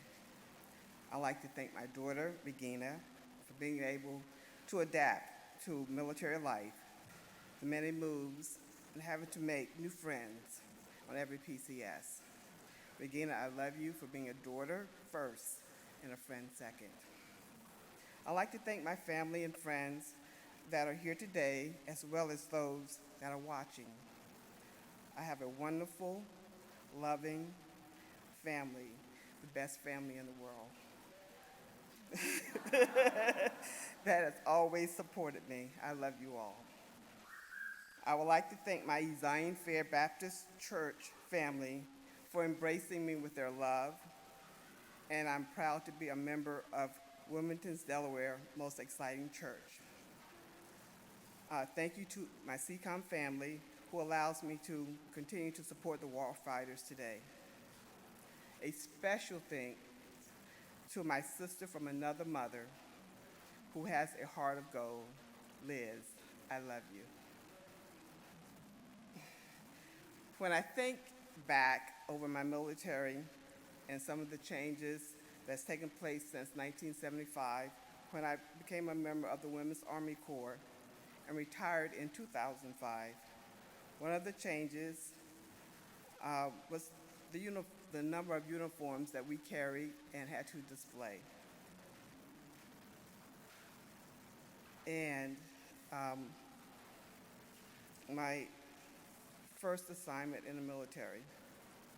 My first assignment in the military was to a all-male unit, and I could not work in my MOS at that time. So they assigned me to the battalion, assigned me to another job. At the time, the battalion was preparing to go to Reforger. It's my first real exercise, first real field exercise, and it was an eye-opener. I had never experienced anything like that. And it was the first time that I had C rations. And I still carry a P38 on my keychain today. As I look back over my life in the military, the good times outweighed the bad. The military family is like no other. We have our differences, but we agree to disagree. And when the rubber meets the road, you know you have a battle buddy for life. Another good is when you see soldiers that have worked for you succeed. One of my proud moments was when I received a phone call from a soldier that I talked to about becoming a warrant officer. He called me and said, "Chief, I did it. I'm now a warrant officer." He retired a couple years ago. Today, I find myself talking to young people about the next step after high school and ask them to consider the military as an option. I also talk to young soldiers about their military career, what their plans are for advancement and life after the military. And lastly, I like to say I enjoyed my life in the military, and I enjoy what I'm doing now to support the warfighter. I would like to read to you a scripture that is one of many that has carried me through my career, and it is Romans 5:3. We can rejoice too when we run into problems and trials, for we know that they are good, for they help us learn to endure. Again, I would like to thank the Women's Army Foundation for honoring me. Thank you.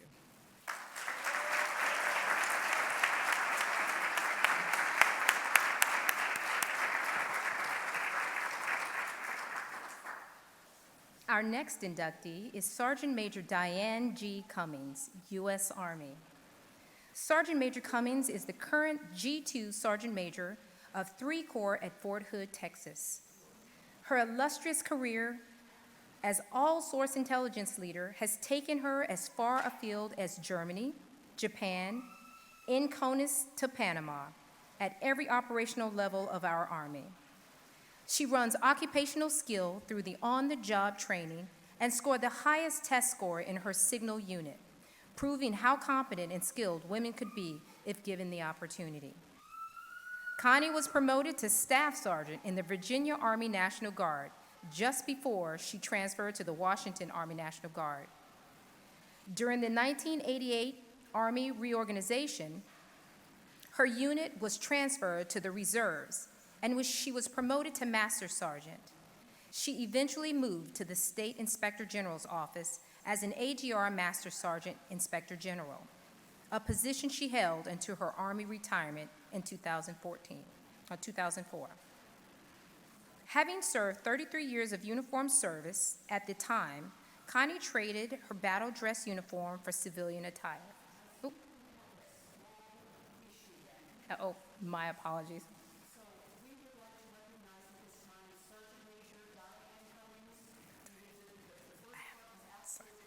Yes, it was.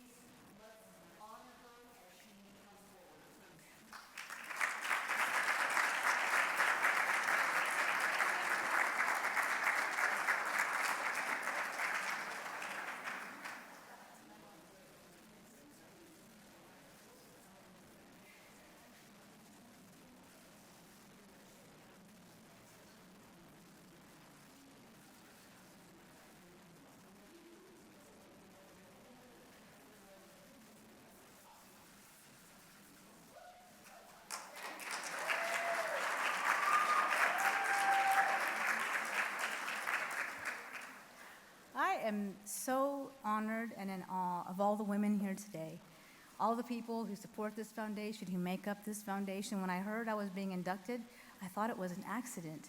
And then when I heard my bio, I was like, it's really an accident.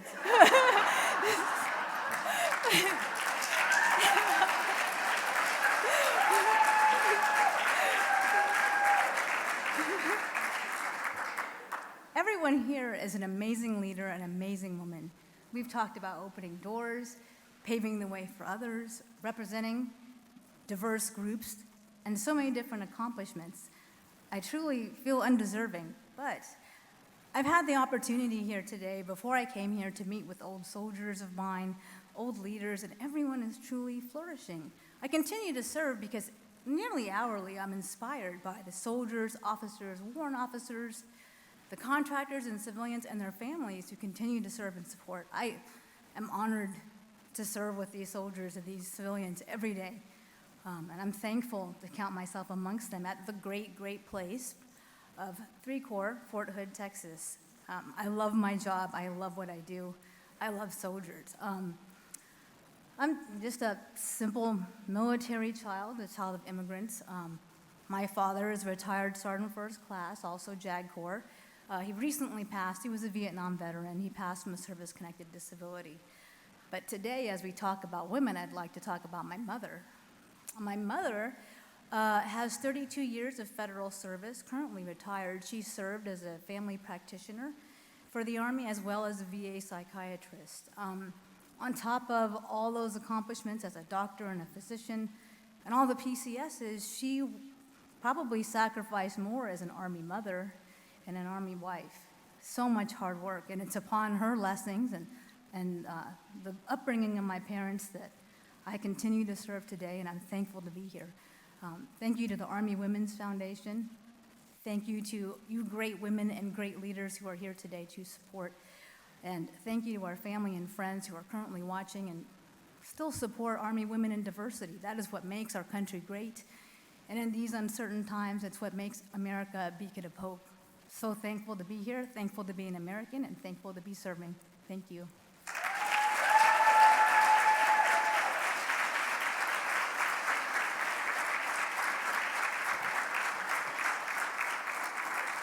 Congratulations, Sergeant Major. Thank you. Our next inductee is Master Sergeant Constance Beisinger, U.S. Army retired. Master Sergeant Beisinger is the epitome of Army women. As a young 18-year-old high school graduate in 1967, Connie joined the Women's Army Corps and was stationed at Fort McClellan, Alabama, as a member of the WAC band. Managing training events such as the gas chamber, she enjoyed this unique experience that most women had never done before. In 1970, she left the Women's Army Corps as a Specialist 5 to raise her family. In 1973, Connie moved with her family to Virginia and joined the Virginia Army National Guard as a signal specialist and the first female non-commissioned officer. She learned her military occupational skill through the on-the-job training and scored the highest test score in her signal unit, proving how competent and skilled women could be if given the opportunity. Connie was promoted to Staff Sergeant in the Virginia Army National Guard just before she transferred to the Washington Army National Guard. During the 1988 Army reorganization, Connie's unit was transferred to the reserves, and she was promoted to Master Sergeant. Connie eventually moved to the State Inspector General's office as an AGR Master Sergeant, Inspector General, a position she held until her Army retirement in 2004, having served 33 years of uniformed service at the time.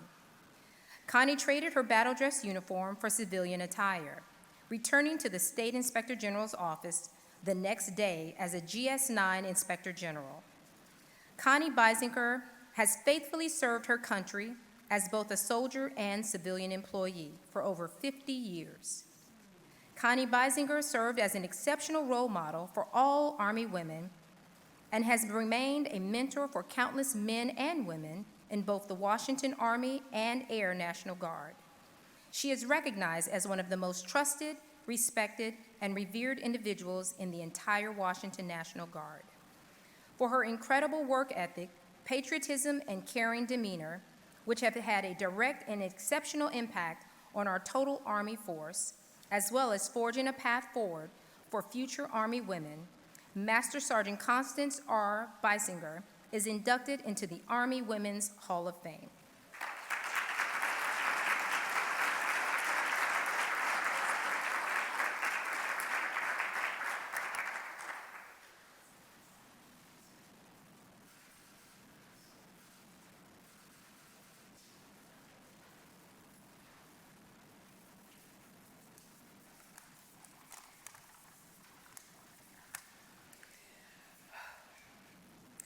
I want to thank the Women's Army Foundation for this honor. It came as a complete surprise.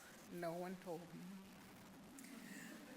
I want to thank those who saw something in my experience and thought it worthy of this honor, and then took the time and the energy to nominate me.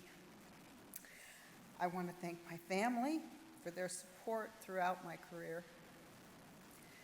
I would also like to thank my mother, who taught me that I could do most anything if I was willing to work for it, and who started me on my way when, during my senior year in high school, she found an Army recruiting advertisement in the local newspaper that stated the Women's Army Corps Band needed oboe players.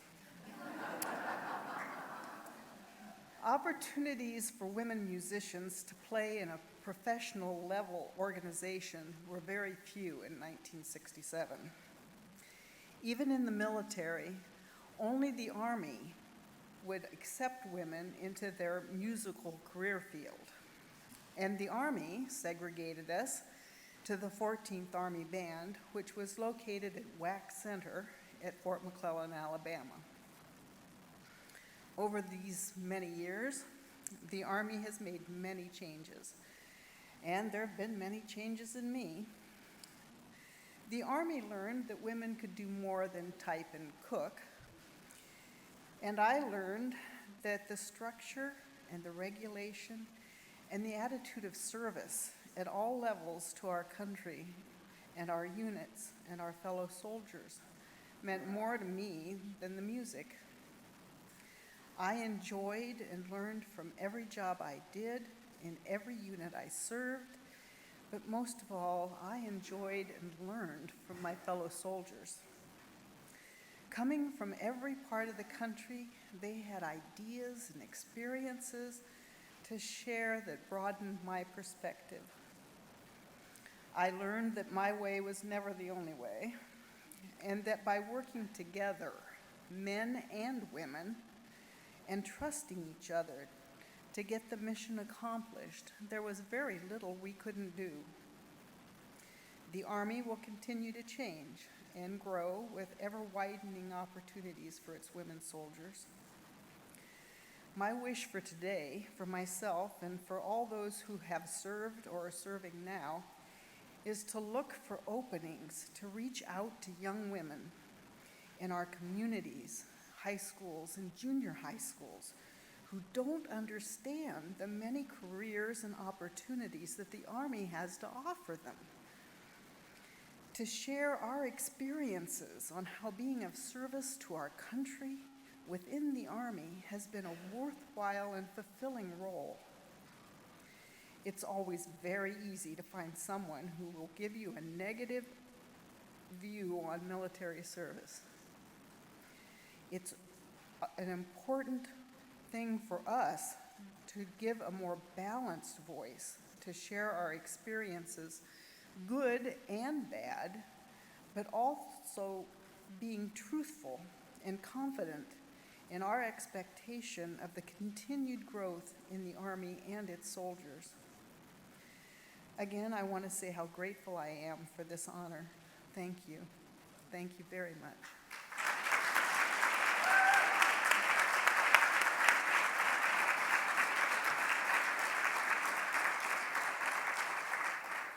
Our next inductee is Master Sergeant Lucretia L. Parker, U.S. Army, retired.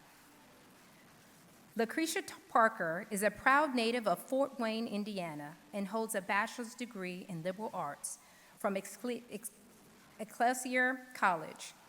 Lucretia served 28 years of honorable and distinguished service to the nation that included multiple stateside assignments and 2 combat deployments. In 2018, she retired as an Army Master Sergeant. Among many of her extraordinary accomplishments to advance women in the military, they included her appointment as one of 12 elite personnel to advise the Department of Veterans Affairs, Center for Women's Veterans, and later became one of the members of the Center for Women Veterans Advisory Committee Board. Following her Army retirement, Lucretia continues to be an active supporter of veterans and serves as the Community Engagement Manager for the Women's Memorial located in Arlington. In this important position, she is responsible for organizing, planning, and developing fundraising, along with developing partnerships with many women veterans service organizations to bring awareness to the Military Women's Memorial. Additionally, Lucretia is an active volunteer assisting the veteran community as a dental assistant with a Mission of Mercy, Frederick, Maryland, and as well as the Walter Reed National Military Medical Center, Bethesda Restorative Dental Clinic. Her community outreach also includes marriage ministry, food distribution, and women veterans ministry.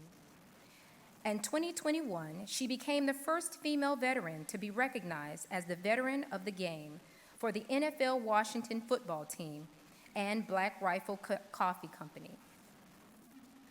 For exceptional contributions and commitment to advancing women in the military and supporting the veteran community, Master Sergeant Lucretia Parker is inducted into the Army Women's Foundation Hall of Fame.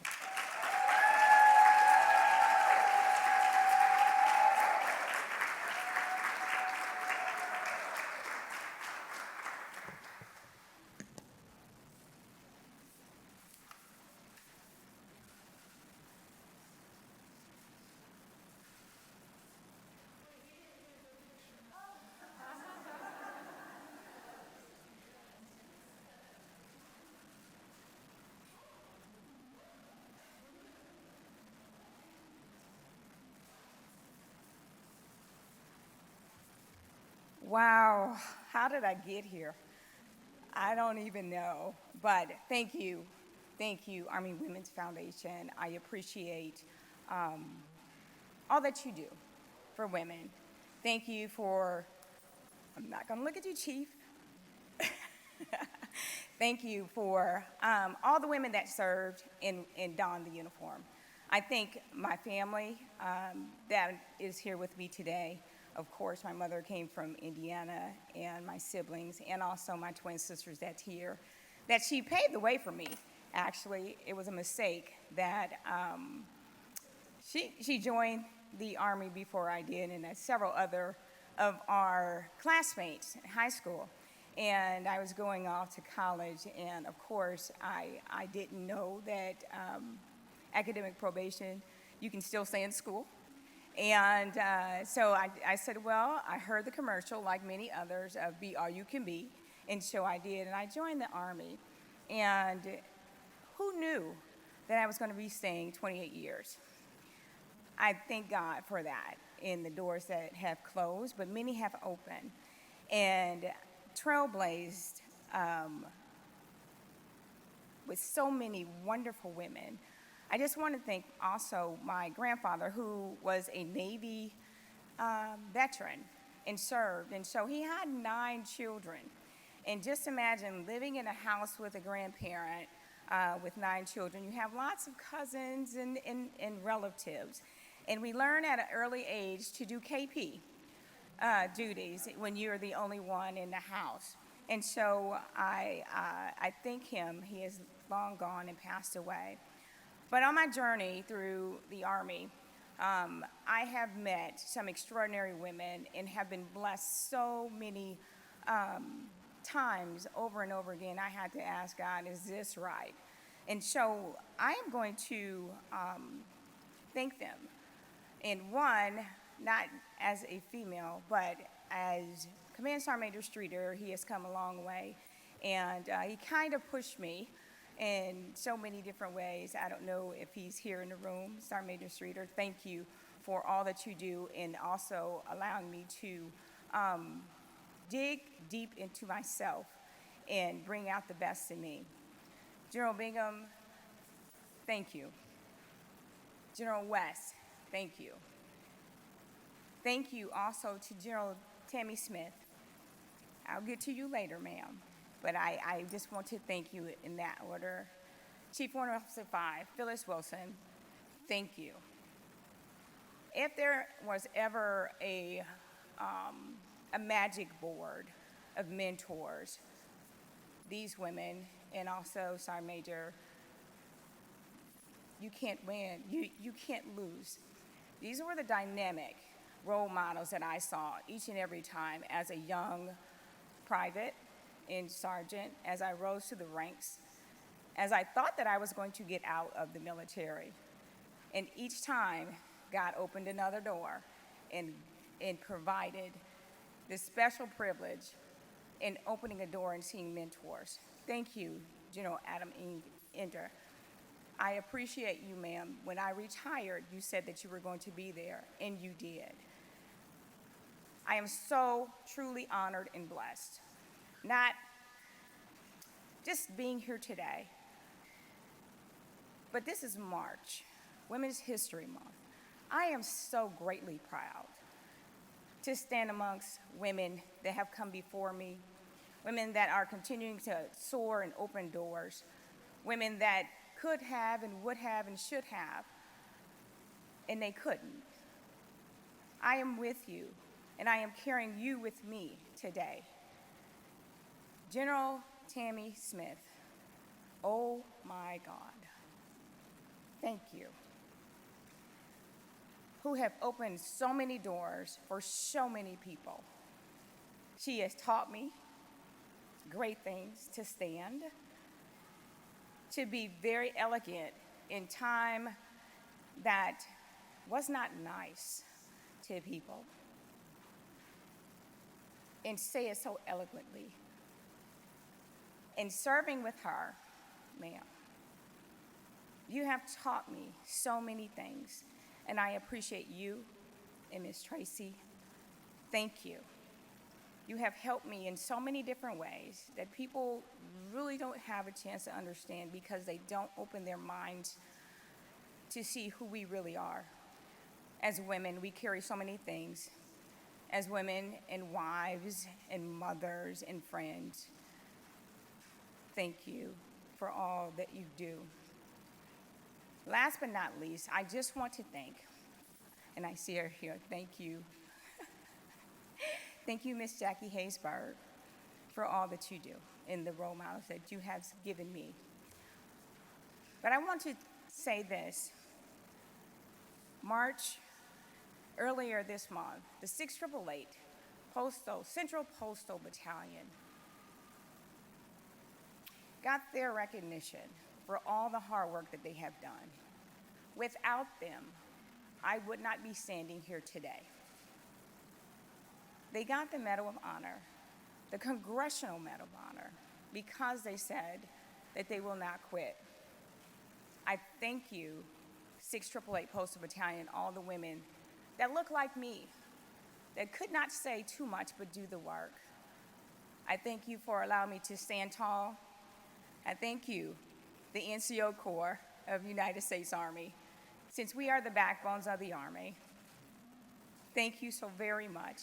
And I would love to thank my wonderful husband of 17 years, one of my greatest cheerleaders and best friends, Sergeant First Class Retired Reginald Parker. I could not have done it without you, the love that we share. So I thank you, and I leave you with this. One of my go-to scriptures is Psalms 46:5. God is with her, she will not fail. Thank you.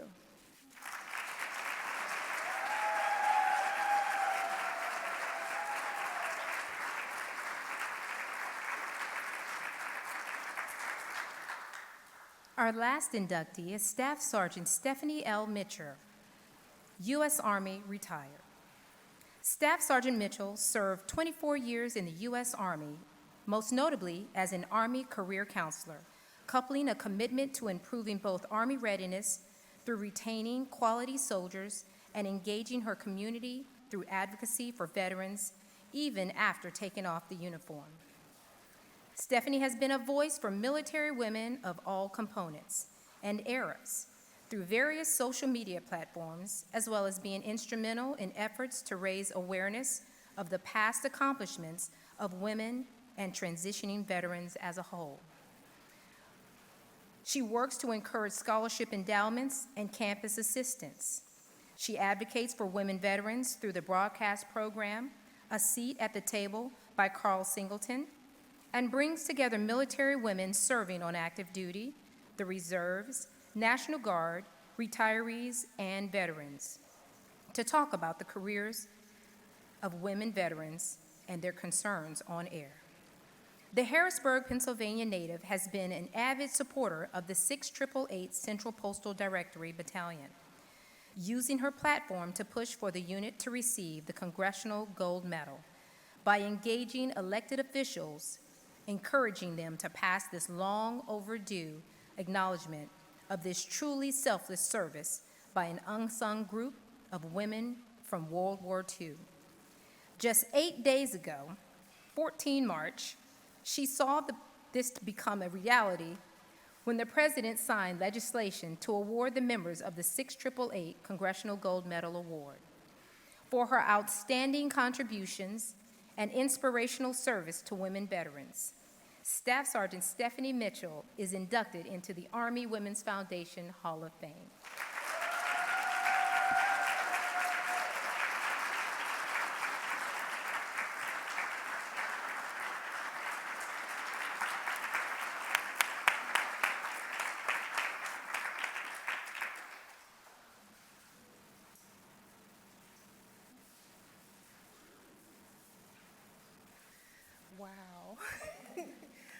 Wow.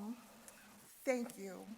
It is an honor not only to be nominated, but to be inducted as part of the Hall of Fame class of 2022. It is truly a privilege. I look at the women who have come before me and led the way for me to serve. I would first like to thank them for paving the way and for being role models and mentors. Their strength and determination to overcome the obstacles that were before them has impacted so many lives. As I was preparing for today, I thought about the women veterans who have supported me, who have had an impact on my career and my life. Their support, along with my family, have enabled me to pay it forward. For example, while I was deployed in Afghanistan, it was my battalion commander, another woman veteran, she's retired now. She allowed me to implement my vision of developing a program that assisted soldiers in raising their GT scores. This not only expanded their career opportunities within the military, but also helped them improve in areas that would benefit them outside the military. I am also inspired by mentors who have dedicated themselves to serving veterans in their local community. They have encouraged me to find innovative ways to give back. I do this by supporting veterans through tangible scholarships, providing coaching and mentoring, networking, and serving the community through partnerships. I have found that it's in the small ways that we serve each other that adds up, that makes a meaningful impact. Regardless if you touch 1,000 lives or a few, one thing we all must remember, it is not the size of the impact, but the impact itself. So if you help one person or 1,000, what is important is that we helped. So I want to say thank you to everyone that's here. Thank you for the Army Women's Foundation. Just to be nominated, I was like, what did I do? I had to be reminded of all those small, tangible, one person, because it's a ripple effect. That's our impact. And without like the 6888 women who served in the WAC, you open up the women that are sitting here, you open up doors, you cleared the way for other young women to serve. And thank you.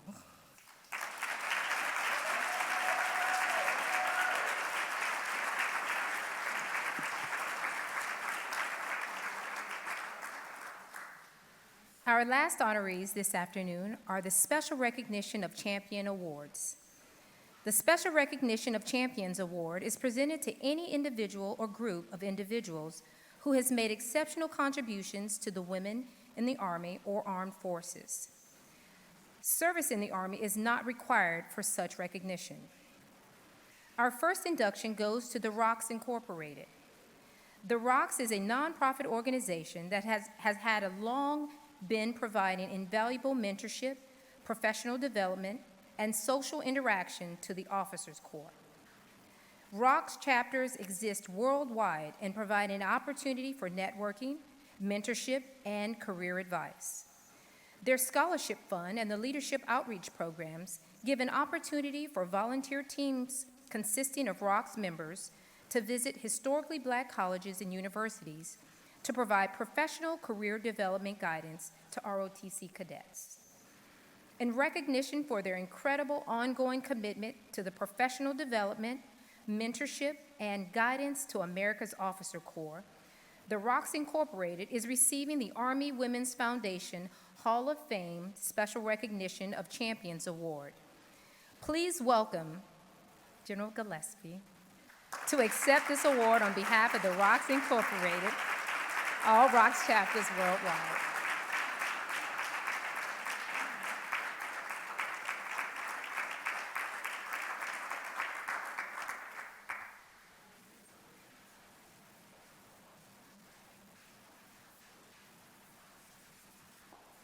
I promise I won't keep you long. Okay. But it is indeed an honor to be here today to receive this award on behalf of the ROCKS. I'm really honored, and I want to thank the Army Women's Foundation for this honor. I look around the room and I see many members of the ROCKS here in the room, and if it's possible, I'd like for you to stand if you're a member of the ROCKS, please.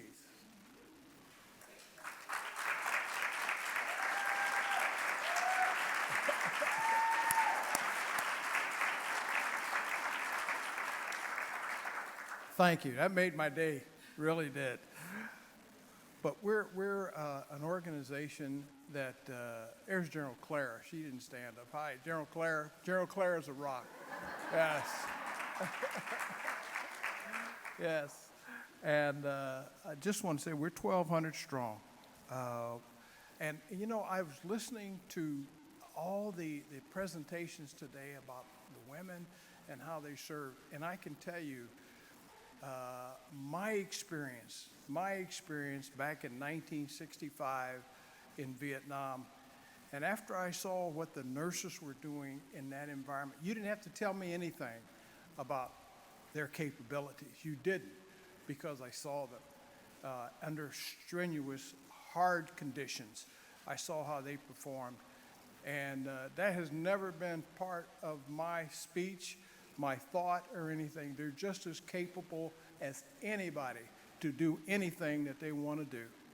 So I want to stand here today as a member of the ROCKS and tell you that our organization, in fact, the majority of my board are made up of accomplished women, okay? Accomplished, in fact, most of them are colonels, except for General Claire. Okay. The one thing that I heard in the presentations was about scholarships and going to HBCUs. Now, we work very closely with the Cadet Command. And in 2019, and I have to brag a little bit, we gave out almost $7 million in scholarships, and that's in conjunction with the Cadet Command. It's the Army's money, but we go out and find the people so they can get these scholarships. And so we're doing very well. And a lot of them are going to HBCUs, but a lot of them are going to majority institutions also. And one thing that we don't do, we're an inclusive organization, inclusive. I want to put that out there so people understand that a lot of people say that we are a minority organization. That's not true. We're an inclusive organization, and we bring everybody in. and everybody is a recipient of those scholarships if they qualify. I want to also thank AUSA, General Ham and General Brown over there. They're working with us, and we had a meeting about 3 or 4 weeks ago with General Brown, and they're helping our organization in regards to spreading the word about the Army. And that's what the Rocks are all about. The Rocks are all about embellishing the Army, making the Army more attractive to more of our citizens so they can come in. And that's what we try to do. And I think we're being very successful at it. Let me see, hold on. Scholarships. Okay, when we talk about scholarships, we also go out and visit the schools. And one of the things we do, and you've heard it mentioned several times here, mentorship. That's the key in regards to the Rocks. We do mentorship. We go, and it goes all the way from second lieutenants, even cadets, all the way up into general officers. So we're working with the Army, and we're trying to make the Army better, and I think we're doing a pretty good job. This young lady, too, she's doing a great job also. Thank you very much, and it's really an honor to be here. And again, thank you on behalf of the Rocks.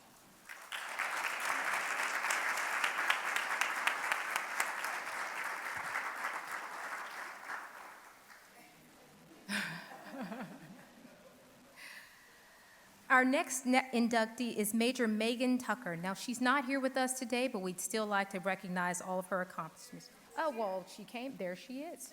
She snuck in. We didn't see you. Well, hey, get ready. I'm about to talk about you. All right. Major Tucker is a rotary wing aviator, part of Special Operations Forces, and the founder and leader of the Valkyrie Project.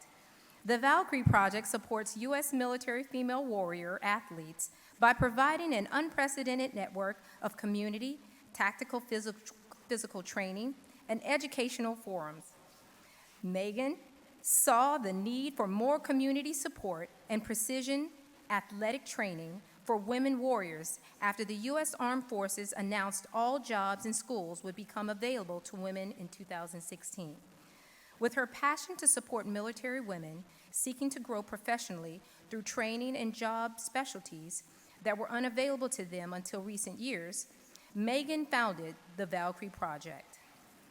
She believes that all it takes for today's military women to reach their dreams is to be willing to put in the work and push the boundaries of physically, mentally, and emotionally challenging days, a little bit every day. She believes small bites of short-term successes lead to long-term dreams realized.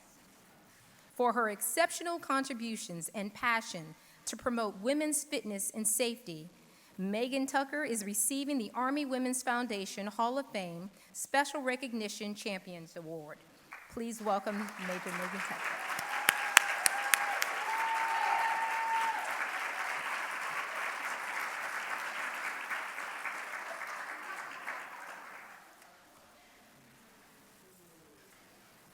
Please forgive me while I fumble with my phone. I think I technically fall in the millennial category, so this is appropriate, right? I acknowledge that I'm standing between everyone and happy hour, so I'll try and keep it short. I'll begin with a couple confessions. First, I no longer am a rotary wing aviator, currently doing psychological operations, which is a really mentally challenging job and something I highly recommend investigating if you haven't looked into special operations before. Sergeant Major, I had to let you know that I too have imposter syndrome. I'm not really sure what I'm doing here, but I hope that I can earn the next few minutes of your time. I would also like to invite whoever nominated me to please come shake my hand and say hi after the ceremony. I really appreciate you. Another confession, I've recently promoted to Major, so may God have mercy on my soul.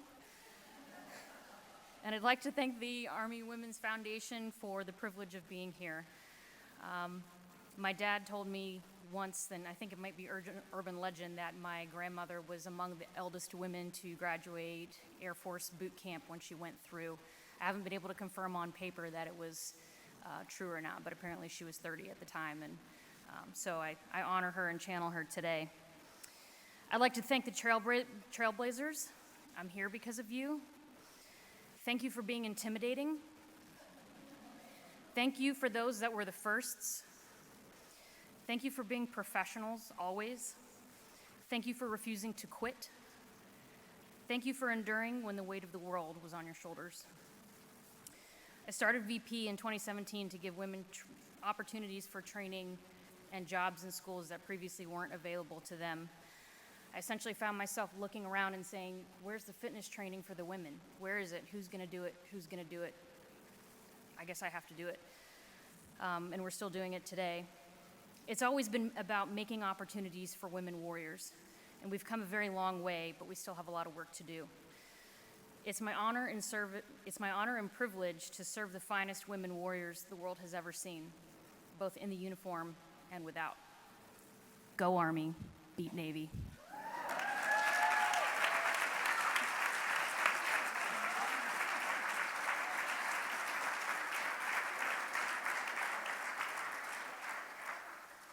Our final induction this afternoon is American country artist Mr. Michael James Peterson. Michael Peterson is a staunch advocate and supporter of the U.S. service women and men and their families. Knowing how important it is to bring a little touch of home to deployed service members, Michael has gone to Iraq, Afghanistan, and South Korea, performing in 11 USO tours and over 150 concerts supporting service members and their families. Additionally, Michael is involved with organizations that support service members and their families, such as the Ronald McDonald House, the IVMF, VWise, and the American Legion. Michael Peterson is married to Army retired Colonel Jill Chambers, a 2015 Hall of Fame inductee, and together they work tirelessly to reduce the crippling stigma associated with mental health challenges in a warrior culture. For his exceptional contributions, patriotism, and support to all members of the armed forces and their families, Michael Peterson is receiving the Army Women's Foundation Hall of Fame Special Recognition of Champions Award. Regrettably, Michael Peterson could not join us today, but he sends the following message via video. Hi, I'm Michael Peterson. I want to thank the Army Women's Foundation for this special honor. It was both a surprise and a delight to hear that I was going to be receiving this recognition. I also want to take a moment to appreciate the invaluable, unrepeatable contributions that Army women have and will continue to make. Their vision, their courage, their ingenuity, their thoughtful, groundbreaking leadership have made the United States Army and our nation proud while making the world a better place. I know firsthand the personal impact that these qualities can have on people who are privileged to know and serve alongside these extraordinary women. As some of you may know, I'm married to 2015 Army Women's Foundation inductee, Colonel retired Jill W. Chambers. Living with her has given me the opportunity to see her live the Army values, not just some mandate that she had because she served, but they've actually become hallmarks of her character. It's really, really been a blessing to my life. It has also been a highlight for me in my life to have had the privilege to serve deployed service members as well as veterans here at home through the years. What a privilege it's been, not just to do it by myself, but actually to share that with Jill. It's been a real blessing to me. I feel deeply moved and so appreciate the recognition for the contributions that I've made over the years. I just want to thank you from the bottom of my heart for this foundation, for the work that you're doing, and for including me in it today.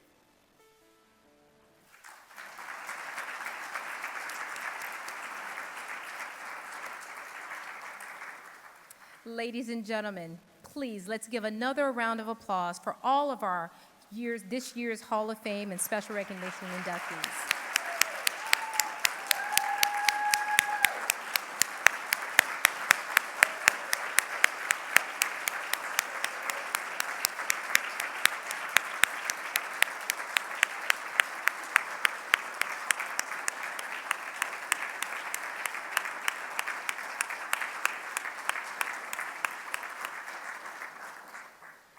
If you'd like to learn more about this year's inductees, please go to our website, www.awfdn.org, to Hall of Fame 2022 to read their incredible biographies. I would now like to invite General McDonald back up to return to the podium in closing remarks.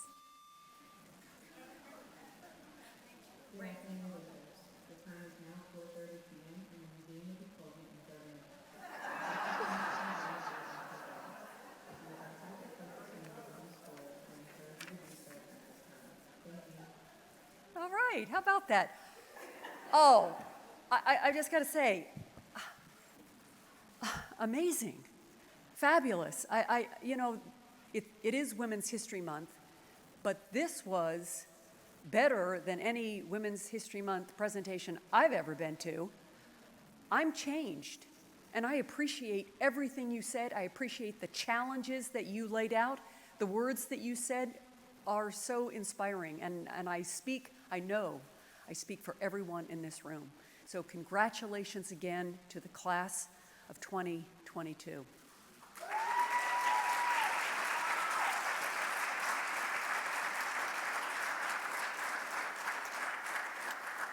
Now, the good part is that through our partnership with the Army Women's Museum and Tracy Bradford, who's in the room with us here, there is a permanent plaque with all your names listed. So if you get a chance to go to the museum, you will see that. Prominently displayed.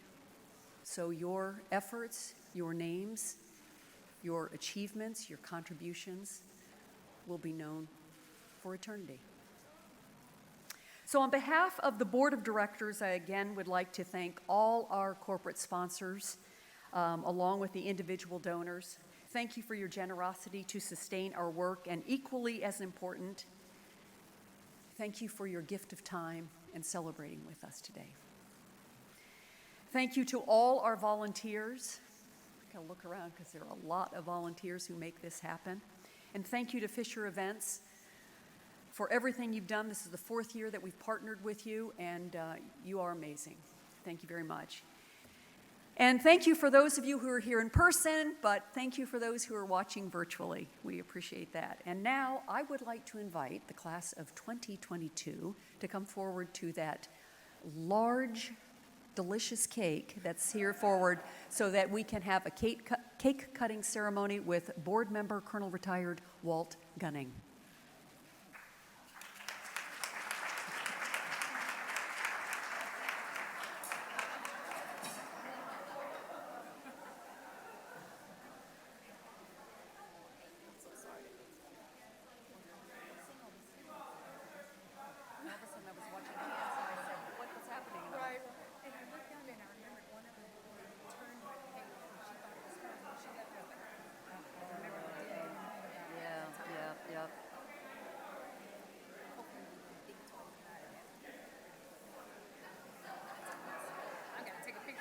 Oh, yeah.